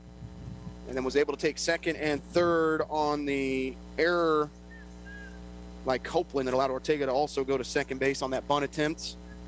A sac fly by Yondell, who's now 1 for 1 with an RBI, single, and a stolen base. 1 ball and no strikes to the leadoff hitter, Rachel Gray, at the top of the Blue Jay lineup. Ortega stands at second, trying to keep this one from getting any larger in the deficit column. So this bunt is going to go down the first base line. Braves will pick it up as it was looking like it might trickle foul, and that is a bunt single for Tabor. Tabor playing some small ball here.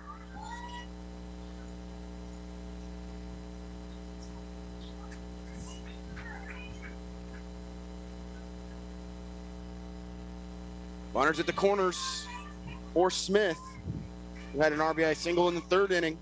Sack bunt in the 1st. She was 1 for 1. Ortega at 3rd. Gray at 1st for Tabor. They lead it 2-1 in the bottom of the 5th, just 1 out. First pitch from Rasmussen. Misses outside 1-0, and then Braves don't throw down to second. And taking second base without a throw is Gray.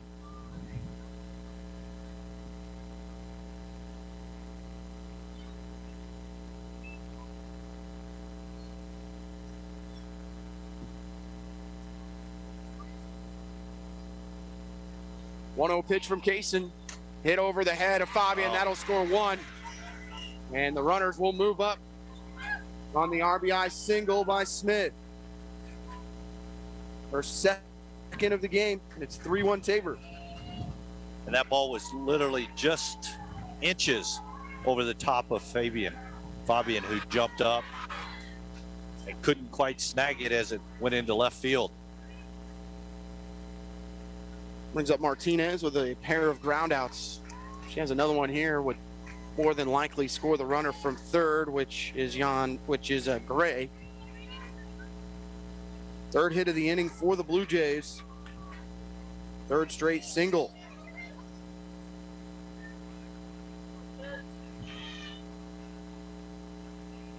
Still just 1 down. Fastball's low for ball 1.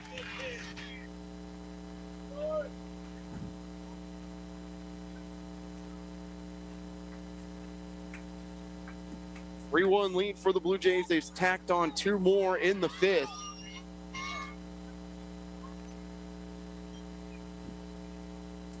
One-0 delivery is popped up in the infield. Rodriguez makes the grab. 4 out number 2. It was popped up behind home plate. Yeah, that was very fortunate there. Rodriguez, again, very athletic from behind the plate as a catcher and able to jump on that. A big out. I'll bring up Alicia Lopez, 0 for 2 with 2 groundouts. 1 to Bunfill at short and 1 to Fabian at 3rd.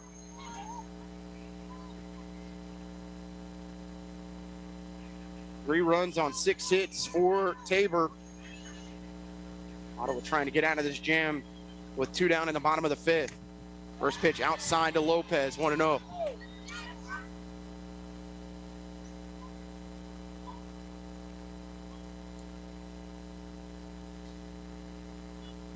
Ball and no strikes.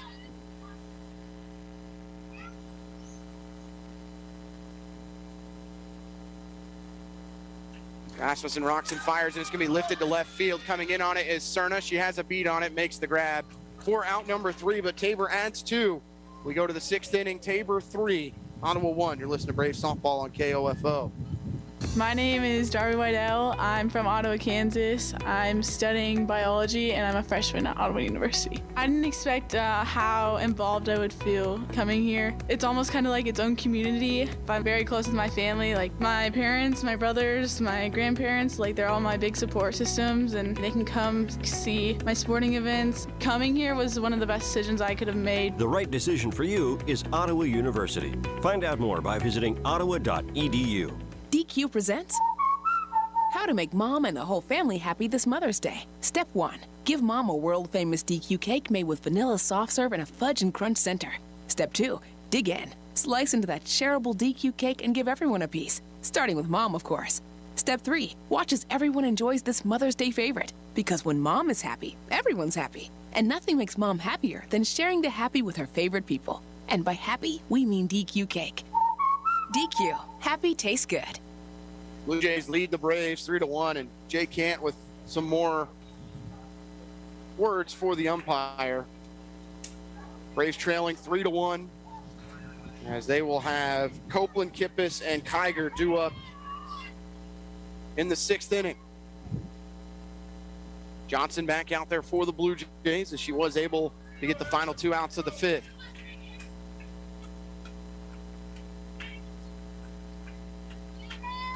Copeland 0 for 2, and she takes low for ball 1. And right now, you've got to force Johnson to throw you strikes if you're the Braves hitters.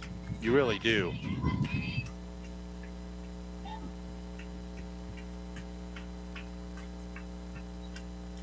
(1-0) to Copeland. Low for ball 2, 2-0.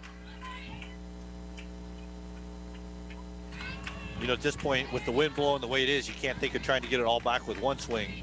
It's going to take a couple, 3 hits strung together. Which is exactly what Tabor did in the last half inning. Rise ball high, 3-0 from Johnson. And at this point, with a 2-run lead, I'd mentioned it in the last inning, Brewer has to still be an option, right? Oh, we've seen Ottawa do that before with Kaysen. But she had 6 strikeouts. Yeah. Had Ottawa hitters off balance. 3-0 pitch is a strike, 3-1 to Copeland. You know, there's no reason to panic here if you're Ottawa. But 3-1 delivery from Johnson is high, ball 4, and the Braves get a leadoff walk to start the 6th. Yeah, what I was going to say, Casey, is no reason to panic here, but you need to play with a sense of urgency, in the sense of you need to make every pitch and every bat count on what you're wanting to do. And I believe we are going to get a pitching change here from Tabor. Braves will also get a pinch runner in. We'll pass those along here shortly. Into the game to pinch run for Ottawa. That's going to be number 30, Emily Kaniska. And the new pitcher, we will get you when we come back. We'll take a short break as the Blue Jays will change pitchers here in Great Bend. You're listening to Braves Softball on KOFO. DQ presents how to make Mom and the whole family happy this Mother's Day. Step 1, give Mom a world-famous DQ cake made with vanilla soft serve and a fudge and crunch center. Step 2, dig in. Slice into that shareable DQ cake and give everyone a piece, starting with Mom, of course. Step 3, watch as everyone enjoys this Mother's Day favorite. Because when Mom is happy, everyone's happy. And nothing makes Mom happier than sharing the happy with her favorite people. And by happy, we mean DQ cake. DQ, happy tastes good. Sophia and Chris Garcia came to Arvest Bank looking to get a home loan. Let's hear what happens. Chris and Sophia, thanks for choosing me as your lender in the Arvest Home for Me app. And now... There's more paperwork to do. Nope, I got the info you sent through the app. And now... We wait to hear from someone at your main office. No, now you're pre-qualified and ready to find your new home. Wow. And I'll be with you every step of the way. That's... helpful. Very helpful. Home loans made easy. Arvest Bank, ready to help. Equal housing lender. Sports, information, and entertainment in East Central Kansas. KOFO K279CS Ottawa, where keeping you informed comes first. New pitcher for the Blue Jays is Leilani Rios, a 5'8" freshman out of Downey, California. She is the Game 2 starter during the regular season. This is her 22nd appearance. She's 9-6 on the year with 82 2/3 innings pitched with a 5.67 ERA. 30 strikeouts, 25 walks. And it's Kelsey Kippis at the plate who hit one to the fence back in the 4th inning. Came around to score Ottawa's lone run. Behind in the count, 0-1. Kaniska pinch running for Copeland. 0-1 delivery is a rise ball high, 1-1.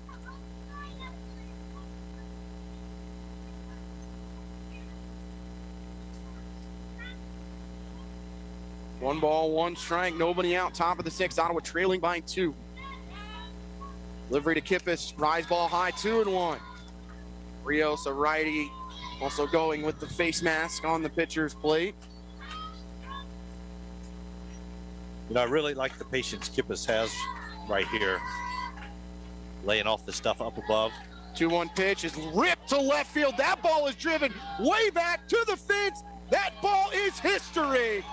Kelsey Kippis ties it at 3 on the 2-run home run to deep left center. And that ball was absolutely crushed. Happened to catch a calm moment of the wind not howling, but still it had more than enough legs to get out of the park. And we're tied at 3. 2 hardest hit balls of the game go to Kelsey Kippis right now. And the Rossville native delivers. And that ball got out in a hurry. Yeah, it was well struck. Brings up Jillian Kiger.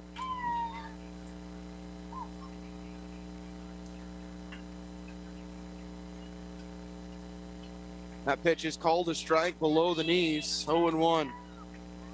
Still work for the Braves to do here.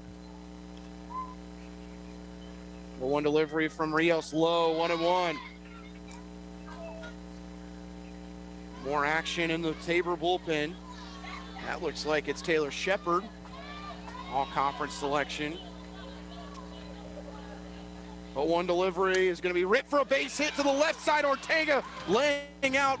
Almost got caught there, Matt, forgetting who's it short. That diving effort from Ortega in the hole, that ball was crushed, and she got a piece of her glove on it. Yeah. But still a base hit for Jillian. Yeah, Ortega just covers. I mean, she ranges.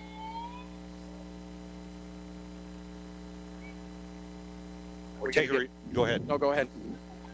No, I was just going to say Ortega reminds me of the old saying that they were using when the Royals were playing with Lorenzo Cain in the outfield. 3/4 of the world is covered by water, and the other quarter is covered by Lorenzo Ortega. Cain. Yeah. It'll be Macy Morris to pinch run for the Braves, the 5'7" freshman from Stroud, Oklahoma. Alex Cerna to the plate for the Braves, who have strung together a home run and a single in the last 2 hitters to tie it at 3. After a leadoff walk began this inning. Time called at the plate. The wind really whipping around right now. Makes that home run from Kippis even more impressive. Absolutely. You just can't barrel one any better. First pitch to Cerna. Low for ball 1, 1-0 from Rios.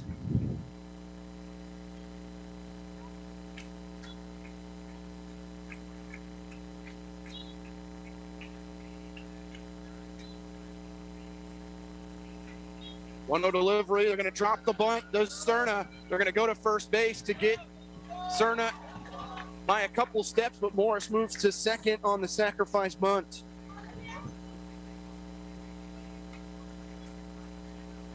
Good bunt there by Cerna.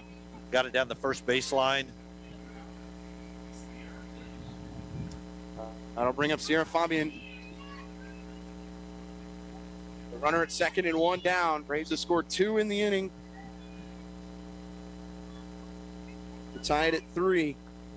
So going to be hit to the left side of the infield. Ortega's throw. Going to be in time. Morris has got a boogie. It's over the head. They're going to send the runner home. Here comes Morris to the plate. She'll slide and score.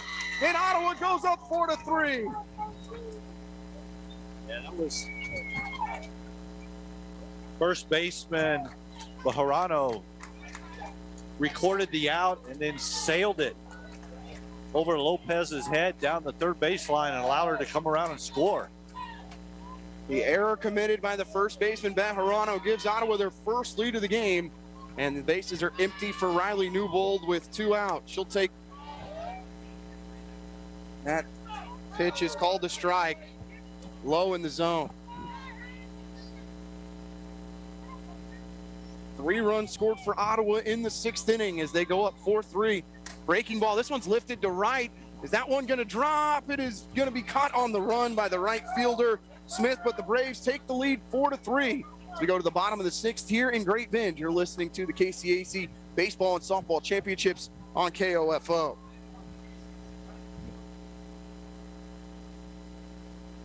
Brett Howard broadcasting live at the Kansas Hemp Extravaganza and sponsored in part by the Kansas Cannabis Coalition at Buckhew Distillery on Tennessee Road, just off the 193 exit of I-35. It's going on until 7 o'clock tonight. Gorgeous day here at the Tennessee Road exit. I tell you, the weather is beautiful. We got cornhole going on out here tonight.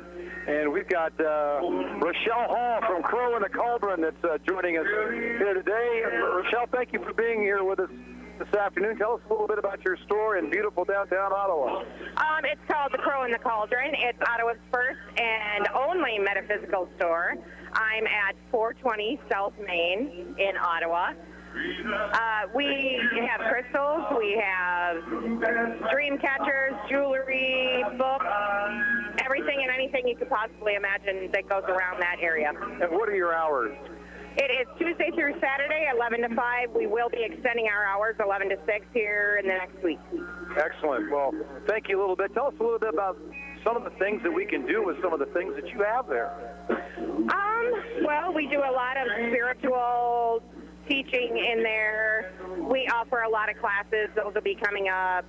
We offer a lot of emotional support and even just the beauty of crystals. You know, they really help people and try to educate people on a little bit more of an alternative belief system. Do you have a Facebook page or a website? Yes, I do. It's called the Crow and Cauldron on Facebook, and that's where we pretty much operate off.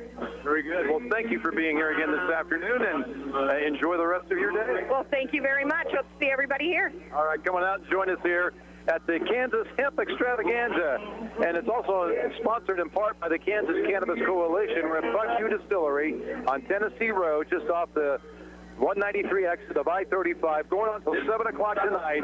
Brad Howard on KOFO 1220 and 103.7 FM. Bejarano leads it off for the Blue Jays. It's a 1-1 count. Delivery from Kaysen, going to be hit to second base on a couple hops to Carney. She'll throw her out 4-3 for the first down of the inning. Brings up Farron, who is 0 for 2.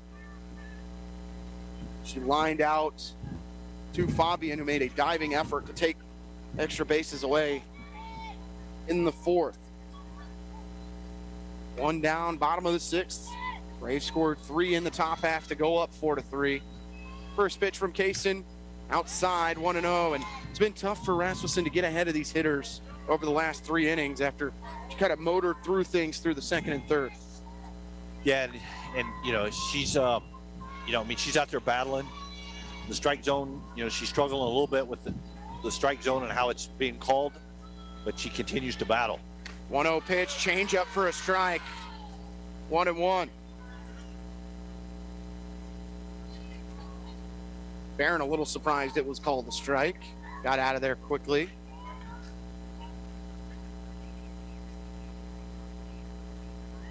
I believe Fabian robbed her in her last at bat. 1-1 pitch, misses low, 2-1. We now know the opponent for number 13 Braves baseball. They will take on the Tabor College Blue Jays. They defeated the 2-seed McPherson College 6-5. The first game that started at 10 a.m. this morning. So 7 o'clock. Braves and Blue Jays again. Should be a good one. 2-1 count to Farron. Delivery from Kaysen at the knees for a strike, 2-2. And finally got that call in the lower part of the zone. One down, top of the sixth. Ottawa leading by 1. We're hoping for by the time we get to the 7 o'clock game, it'll be our 4th game of the day.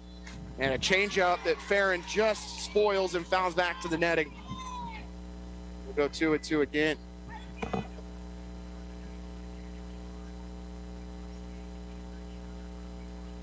Winner of this one plays the winner of Kansas Wesleyan and Avila, taking place right now. That one will start 30 minutes after the conclusion of these 2 games. 2-2 from Kaysen. Goes back to the fastball. It's poked foul, out of play. And it looks like that game, Casey's a 3-2 game in the 6th, although we can't tell who's ahead. We also don't know who the home or away team is, so 2-2 count to Farron. And it really has been the bottom third of this Tabor lineup that has really been able to string together some hits. 2-2 pitch, lifted to right field. That ball's well hit. It's going to go over the head of Kippis all the way to the fence. And that's going to go bounce over the fence. And it's just going to be a ground rule double. And that probably saves a base. It probably does. You're exactly right. Ground rule double for Farron, as she was already midway to second base before Kippis could pick up that ball.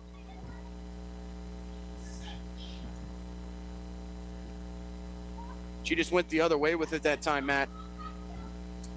Drove it out to right field. Right, yep. In her hands, she was able to get her arms extended. Going to have a pinch runner, number 27 for Tabor.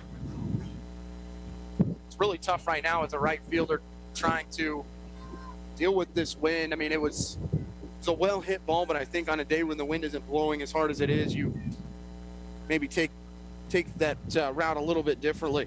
Right, absolutely.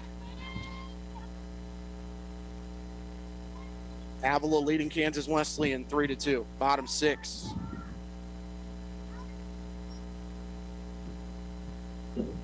Number 27, pinch runner at second for Farron. Kaylee Harrington, 5'3" junior. This bottom of the Tabor lineup just picked up their 5th hit of the game. As it will be Savage, who is 1 for 2 with a single.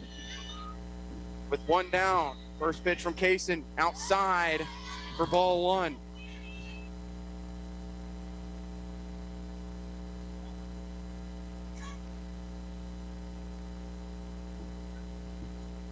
Wouldn't be surprised to see Tabor try to bunt or slap something to the right side.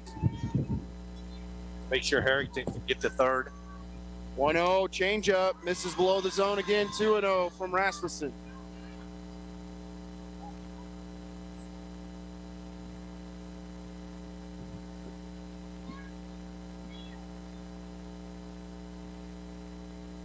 Ball's in, no strikes, runner at second base after the ground rule double with 1 down. 2-0 to Savage. Rise ball high, 3-0. Ortega on deck. And we're going to have a meeting between Rodriguez and Rasmussen. But just strike zone has been tough to find today. Yeah, and really both pitchers have maybe not had the best of luck.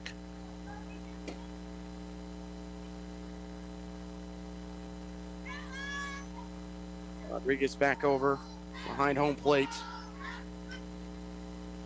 3 balls in, no strikes. Bottom of the 6th, Braves leading 4-3, but Tabor again threatening. The runner at second and 1 down. 3-0 count to Savage. Is a fastball for a strike, 3-1.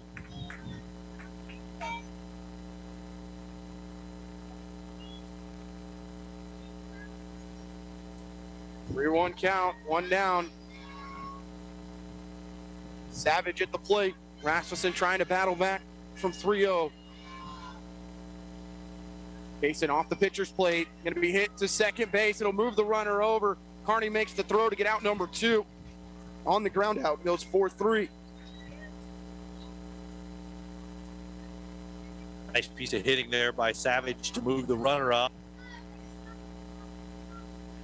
Here's a Vianney Ortega, who is 0 for 1, did reach on an error in the 5th, came around to score.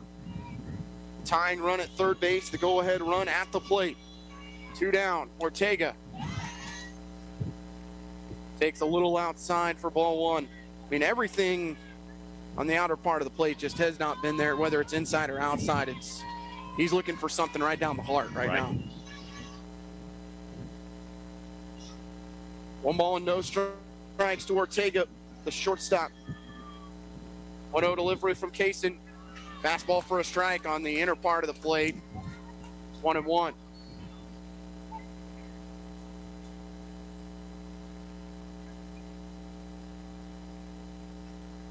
One ball, no strikes. Excuse me, 1 ball, 1 strike. 2 outs. Bottom of the 6th. 1-1 delivery to Ortega. Change-up that she goes after, well out in front of 1-2. Yeah, really nice pitch there. Again, we haven't seen Rasmussen use that changeup a ton, but when she has, it has been really effective. 1 ball, 2 strikes. To Ortega. Delivery from Rasmussen. Goes low and swings at one out of the zone. Rodriguez throws it down to first to retire Ortega for out number 3 and keep the runner stranded at third. We'll go to the 7th inning in the elimination game of the KCAC softball tournament here in Great Bend. You're listening to it on KOFO. Advent Health Ottawa invites you to Walk-In Wednesdays, a weekly hiring event from 10 to noon at 1302 South Main. They're currently looking for RNs, clinical and non-clinical support, and entry-level staff. Visit careers.adventhealth.com/Ottawa for details. Advent Health Ottawa is an equal opportunity employer. This is Walt Dangle of Dangle & Son Mortuary. Our desire is to provide the very best in funeral service. Our commitment has helped us reach that goal. We will always strive to reach higher. This is Dangle & Son Mortuary, setting the standard for funeral service. How do you make the most of your land?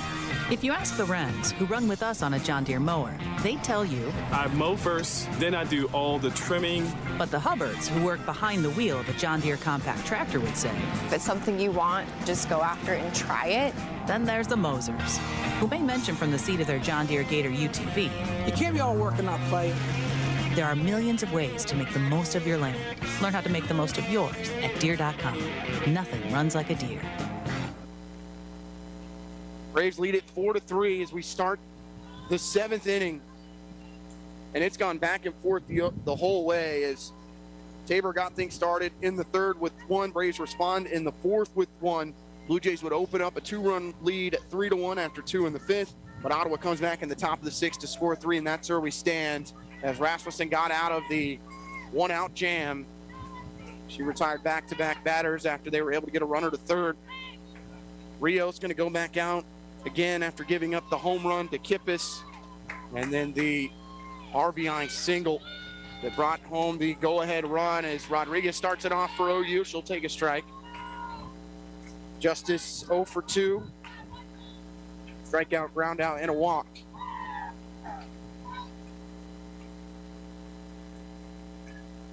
A 1 pitch, chopped towards 3rd. It's a foul ball as Lopez lets it go. Behind in the count at 0-2. It's been a while since we've seen Rodriguez make real good contact in this tournament. I want to say she had 1 in game 1 against St. Mary, but really struggled getting the ball Yeah, in the air. A lot of balls hit into the ground by Rodriguez. Well, they know they need her. They can find a way to pull through in this one. She is a huge part of this lineup. 1 ball and 2 strikes to Justice.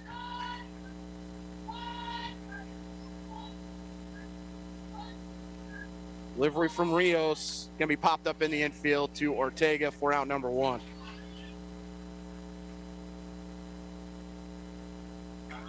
Brings up Allison Carney.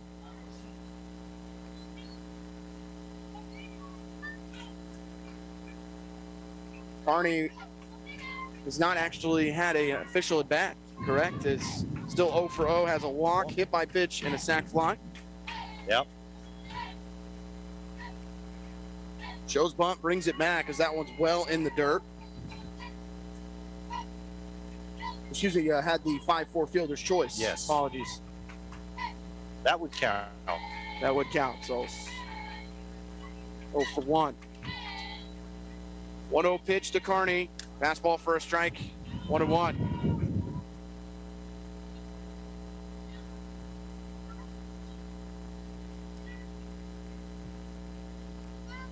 As you mentioned in the break, if Ottawa could find a way to manufacture 1 more here, feel much better with a 1-run lead in the top of the Blue Jay lineup. It'll be 9-1-2 due up for Tabor in the bottom of the 7th. 2 balls and 1 strike to Allison Carney. 2-1 on the way to Allison. It's a strike at the knees, 2-2. A couple tough batters to start it off for Rio. She's come back and is looking to retire 3 straight.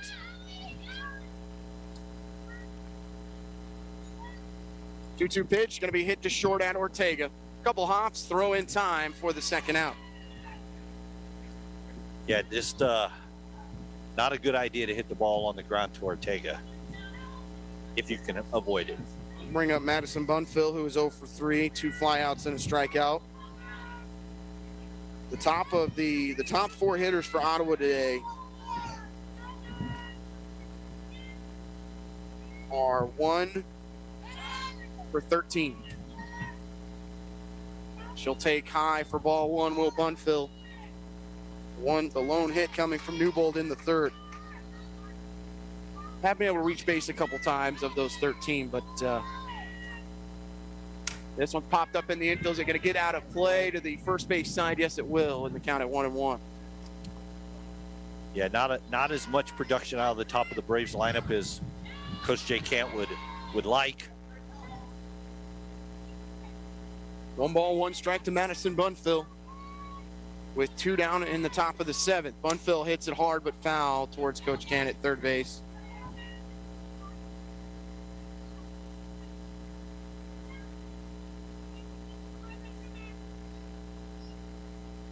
It will be Yondell, Gray, and Smith due up as they all have at least 1 base hit for the Blue Jays. Will come to the plate in the bottom of the 7th. 1 ball, 1 strike to Bunfill, 2 down, top of the 7th. That one's low. And the count 2-2. Good idea here. May have been setting up, go low with that pitch. Now rise ball up in the eyes. Bunfill has shown the tendency to chase. 2-2 pitch, gonna be ripped to right field. That one's deep. That one to the wall. Bounces in front of the wall. Bunfill gonna turn for 3. The throw is high. Ortega gonna try and throw her out. It hits Bunfill in the helmet, and she's safe at third. And unfortunately for Bunfill, it hits her helmet. That ball was gonna sail either into the bullpen or off the fence. Yeah, that ball was, first off, that ball was struck well into the right center field gap. That even though the wind's blowing in from left field, it kind of helped push it more out that direction. And then kind of an unlucky break, or you might say a fortunate break for Tabor, in the sense that that ball hits the helmet and ricochets. Who knows where it might go, but it just stayed close. Went right back to Lopez, and with 2 down, brings up Hannah Copeland. Copeland 0 for 2, drew a walk in the 6th. First pitch to her, a rise ball high, 1-0, and your Copeland here, maybe be a little selective, knowing that Kelsey Kipp is on deck. You like to see her hit again, if you can, after a home run and a double today. Absolutely. And Rios is thinking the same thing, just the opposite. 1-0 delivery. Outside 2-0. One looks pretty good from here. Yeah. But like you said, the strike zone has been consistent. 2 balls, no strikes. Bunfill with the triple. Gave her the triple after that, not the double. Yes, right. 2-0 delivery, low, ball 3. They're going to pump fake the throw back to third. Bunfill slides back. 3-0 count. I'm sure she's laughing over there with head coach Jay Kent as she was scrambling. We talked about the turf, not really able to get much momentum on it. Right. You short yourself on the slide. Haven't seen anybody slide past the bag yet here. 3-0 pitch. Going to be at the belt for a strike, 3-1 from Rios. Braves lead at 4-3, top of the 7th inning. Braves with a runner at third. That's Bunfill, who had the 2-out triple. Copeland at the plate. Kippis on deck. 3-1 delivery, and she'll swing over the top of a fastball. And Copeland's head that time was well out of the zone as she swung that one. Big plate appearance here for Hannah Copeland. Trying to get back on track offensively. 3-2 pitch is going to strike out swinging.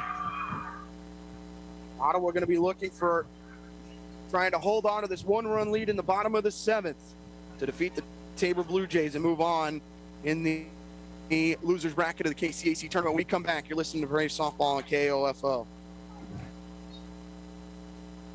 Brett Howard broadcasting live from Kansas Hemp at the Kansas Hemp Extravaganza here at Buckview Distillery, and we are co-sponsored by the Kansas Cannabis Association. And if you've never been to Buckview before, come on out here. It's a beautiful day. We're just off Tennessee Road at the 193 exit of I-35. All the activities going on until 7 o'clock tonight. They got cornhole going on out here. And just a few minutes ago, they had all 3 lanes of the cornhole going. But right now, we want to say hello to and bring her back for the second time now. We've got Amy with us from the Kansas Cannabis. Amy Reed from the Kansas Cannabis Coalition. And Amy, I know the legislature is in recess right now. They've got the Sine Die session that's coming up a little bit later on this month. Usually that's a ceremonial thing and they just adjourn and go home. But there's a possibility of actually maybe them having some things they have to decide this year. And cannabis is one of them. Absolutely, yeah. We're kind of at the end of the line for this year's legislative session. Just a few days left. We're still hopeful. We're still optimistic. We still have the support of a lot of our legislators. But in order to get that passed in the next few weeks, my recommendation to all of you is to reach out to your respective senator and representative in your area and just email them and let them know that you support this, that you want this bill to pass. And the more people, the more constituents they hear from, the more likely we can get some movement. All right.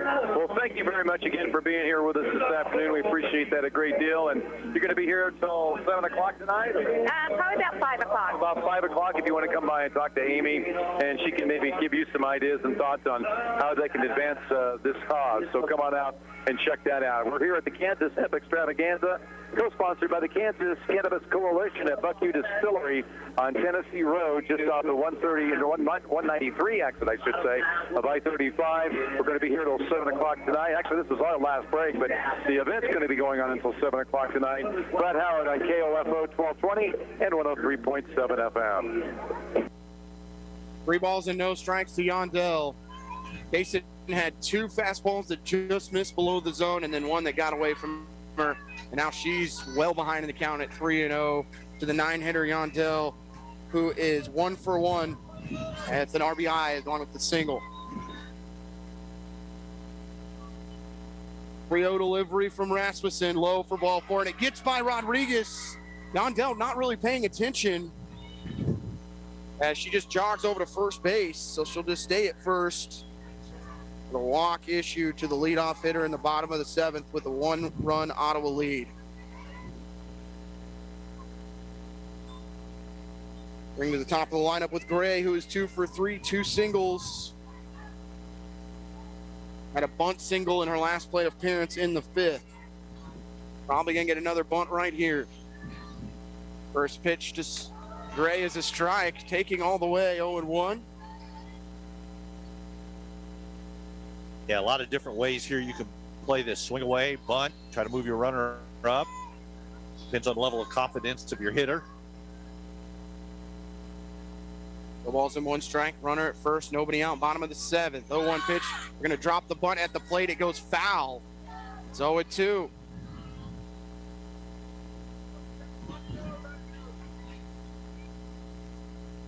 Now 0-2. It probably takes the bunt out of play, but you never know. 0-2 count. Gray at the plate. Yondell at first base. 0-2 pitch from Kaysen. Gonna miss outside. Ball 1 as it's 1-2. And Gray, I think, knew that was strike 3. All right. Came over with a big smile on her face. Right in front of us. Was looking changeup and got the fastball right by her, but couldn't get the call. Was Rasmussen.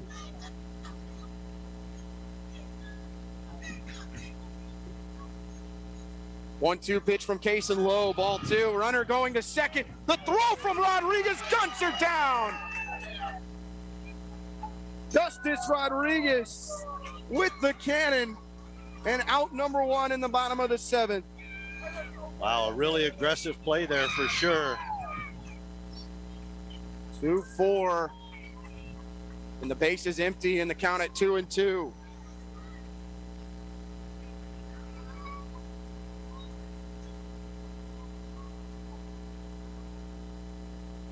2-2 from Rasmussen. Going to be hit down the line and foul, and that one was ball 3. It was out of the zone, and protecting was Gray.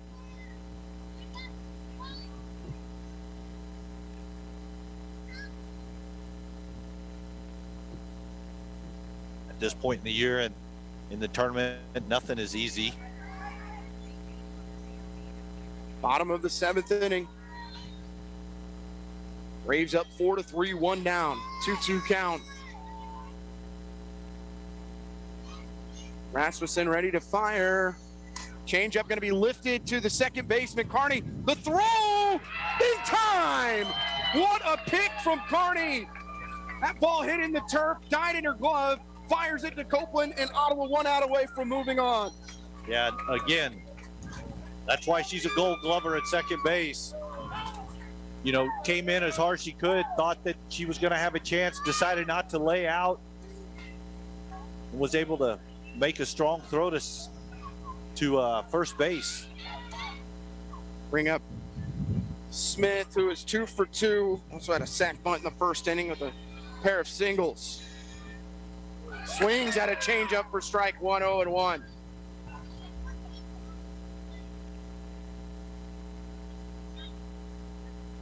No balls, 1 strike, 2 down. Still have to stay focused here, work to do.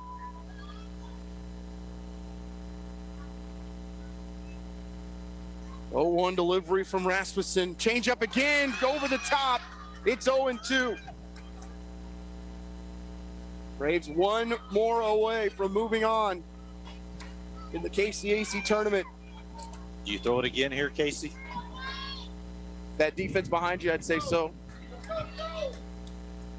2 tremendous defensive plays by Ottawa in this inning. 0-2 delivery. Going to be hit to the left side. Diving effort from Bunfill. Not enough. It'll be a single, and the winning run will come to the plate. 3rd single of the game for Smith, senior designated player. Brings up the sophomore catcher, Alyssa Martinez. Tying run at first, and they will pinch run. They will bring in number 5, Haley O'Neill, a 5'3" sophomore from Pipe Creek, Texas. Transfer from Northeast Texas Community College. That was Rasmussen's 100th pitch. Martinez has driven in 23 on the year, hit 7. That is second best on the team. Martinez is 0 for 3, 2 ground outs and a fly out. Still 2 down, bottom of the 7th.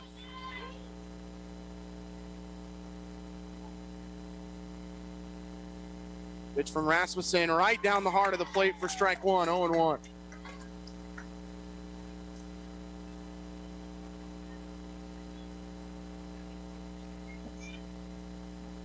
Or 3 lead for the Braves. No balls and 1 strike to Martinez.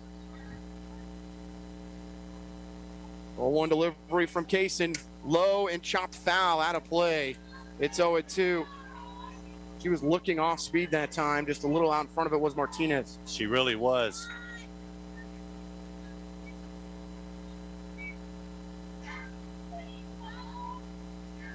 No balls and 2 strikes. Bottom of the 7th, Braves up 4-3. Rasmussen has eclipsed the 100-pitch mark. Trying to finish it off right here for OU. 0-2 delivery from Kaysen. Ripped but foul down the third base line, tailing out of play. A loud strike there from Martinez. She got most of that one.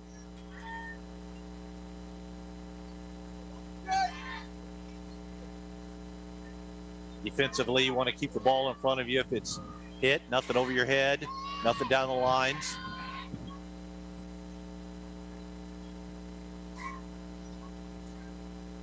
Still an 0-2 count. Delivery from Kaysen. Changeup popped up. This is going to be a tough play. Bunfill ranging over and making the grab to end it.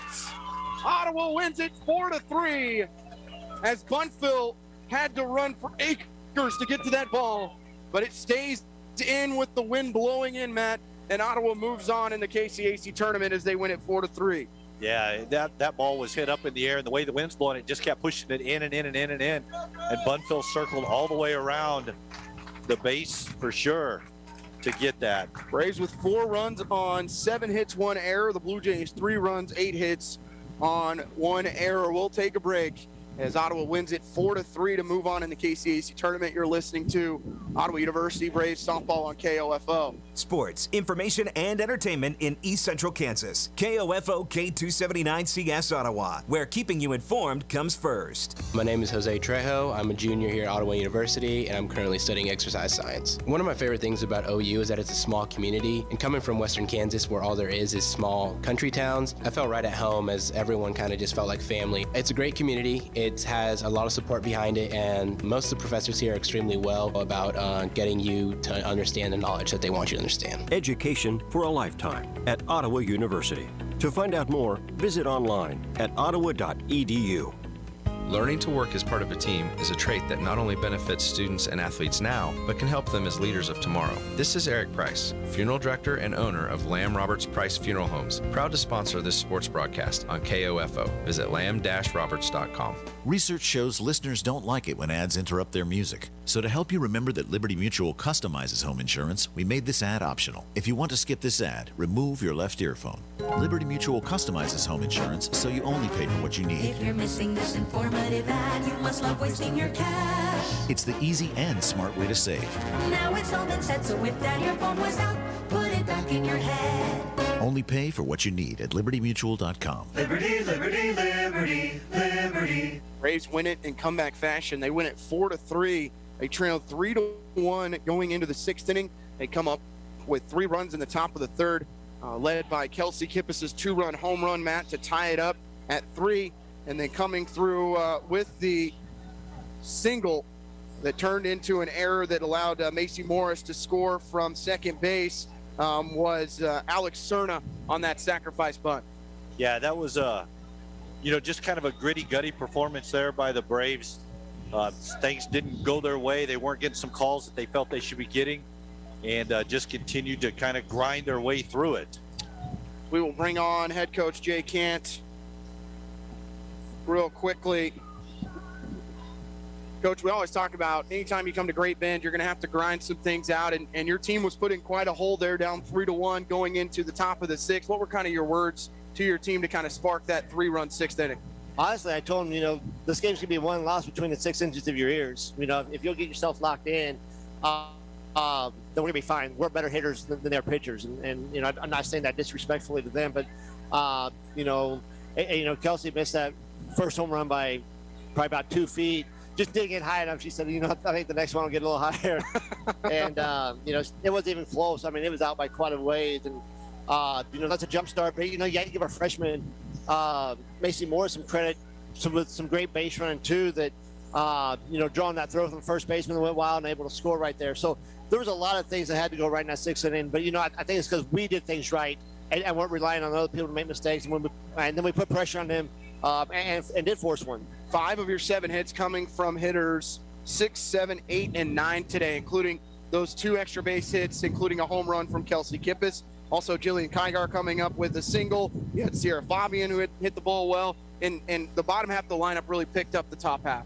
We've said this all year. I mean, we don't have anybody that's just going to go out there and throw a 400 batting average up and those kind of things. But what we do have is we have a 1 through 9 that can all do some damage. And this game, it was, I think it said 5 through 9, where some other games, it's 1 through 5. So, so that's the balance we have. Like I said, we don't have anybody that's out there that maybe just scares you to death, but you got to pitch to all 9 of us. Well, Coach, now we'll take on Avila, who defeated Kansas Wesleyan moments ago. I'm trying to keep things rolling here. It'll be game 2 of potentially 3 of the day. Right now, just trying to get a quick snack and then try and refocus. Yeah, I'm kind of glad we got about 30 minutes so you can kind of come off that emotional high and kind of catch your breath. But yeah, we got to get a little something in us. The goal is to play another about 5 hours worth of softball. So, but we got to take care of Avila first, and they're a tough team. I mean, they beat us once at their place a couple weeks ago and gave us everything we wanted in game 2. So.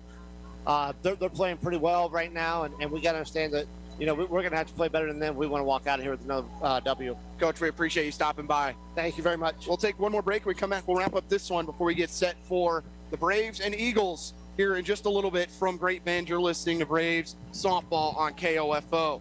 My name is Darby Weidel. I'm from Ottawa, Kansas. I'm studying biology, and I'm a freshman at Ottawa University. I didn't expect how involved I would feel coming here. It's almost kind of like its own community. I'm very close with my family, like my parents, my brothers, my grandparents, like they're all my big support systems, and they can come see my sporting events. Coming here was one of the best decisions I could have made. The right decision for you is Ottawa University. Find out more by visiting ottawa.edu. Susan, I'm sorry I'm late. Traffic is terrible. It sure is. But on top of that, gas prices have been skyrocketing. I can't believe how expensive gas has gotten recently. Prices at the pump are up, but I never pay full price for gas anymore. I just use the free Upside app that pays you cash back for every gallon of gas you buy. Wait a minute. Are you saying you actually get paid cash when you buy gas with the Upside app? Yes, I get real cash back every time I buy gas. And does that actually add up to anything? I've made around $200. Wow, that's serious extra cash. I'm downloading the free Upside app now. Download the free Upside app now to earn real cash back every time you buy gas. Use promo code START for a $5 bonus on your first tank. That's promo code START. You can cash out anytime right to your bank account, to PayPal, or an e-gift card for Amazon and other brands. Just download the free Upside app and use promo code START for a $5 bonus on your first tank. That's code START for a $5 bonus.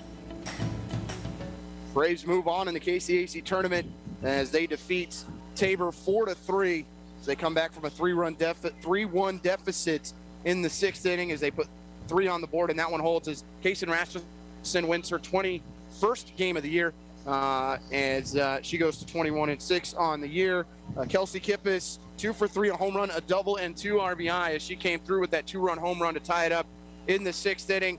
But some positives, especially for the top of the lineup that struggled today. Madison Bunfield's last plate appearance, Matt, a triple, even though she was left-stranded at third. And along with, you look at Kearney today, reached twice. Newbold had a single in the third inning. That's where the production's got to come if Ottawa wants to find their way to playing one more after this against Avila here in just a little bit. Yeah, no, and sometimes, when you have a game like that that's hard fought and you grind it out, you just keep with that mentality of what you're doing. And, it's good to see the top half of the lineup kind of begin to get back into the swagger and the groove that we've come to expect over the course of the season. We will go ahead and wrap up our coverage for this one as we will bring it to you here in about 30 minutes from Great Bend and the Great Bend Sports Complex as Ottawa will try to stay alive at the KCAC tournament one more time in another elimination game. You've been listening to Ottawa University Braves Softball on KOFO.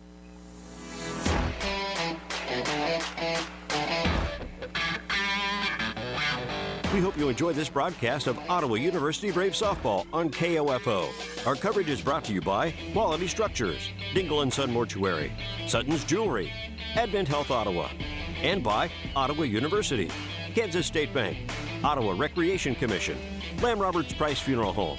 OU Brave Softball on KOFO is also brought to you by Adamson Brothers Heating and Cooling, CarStar,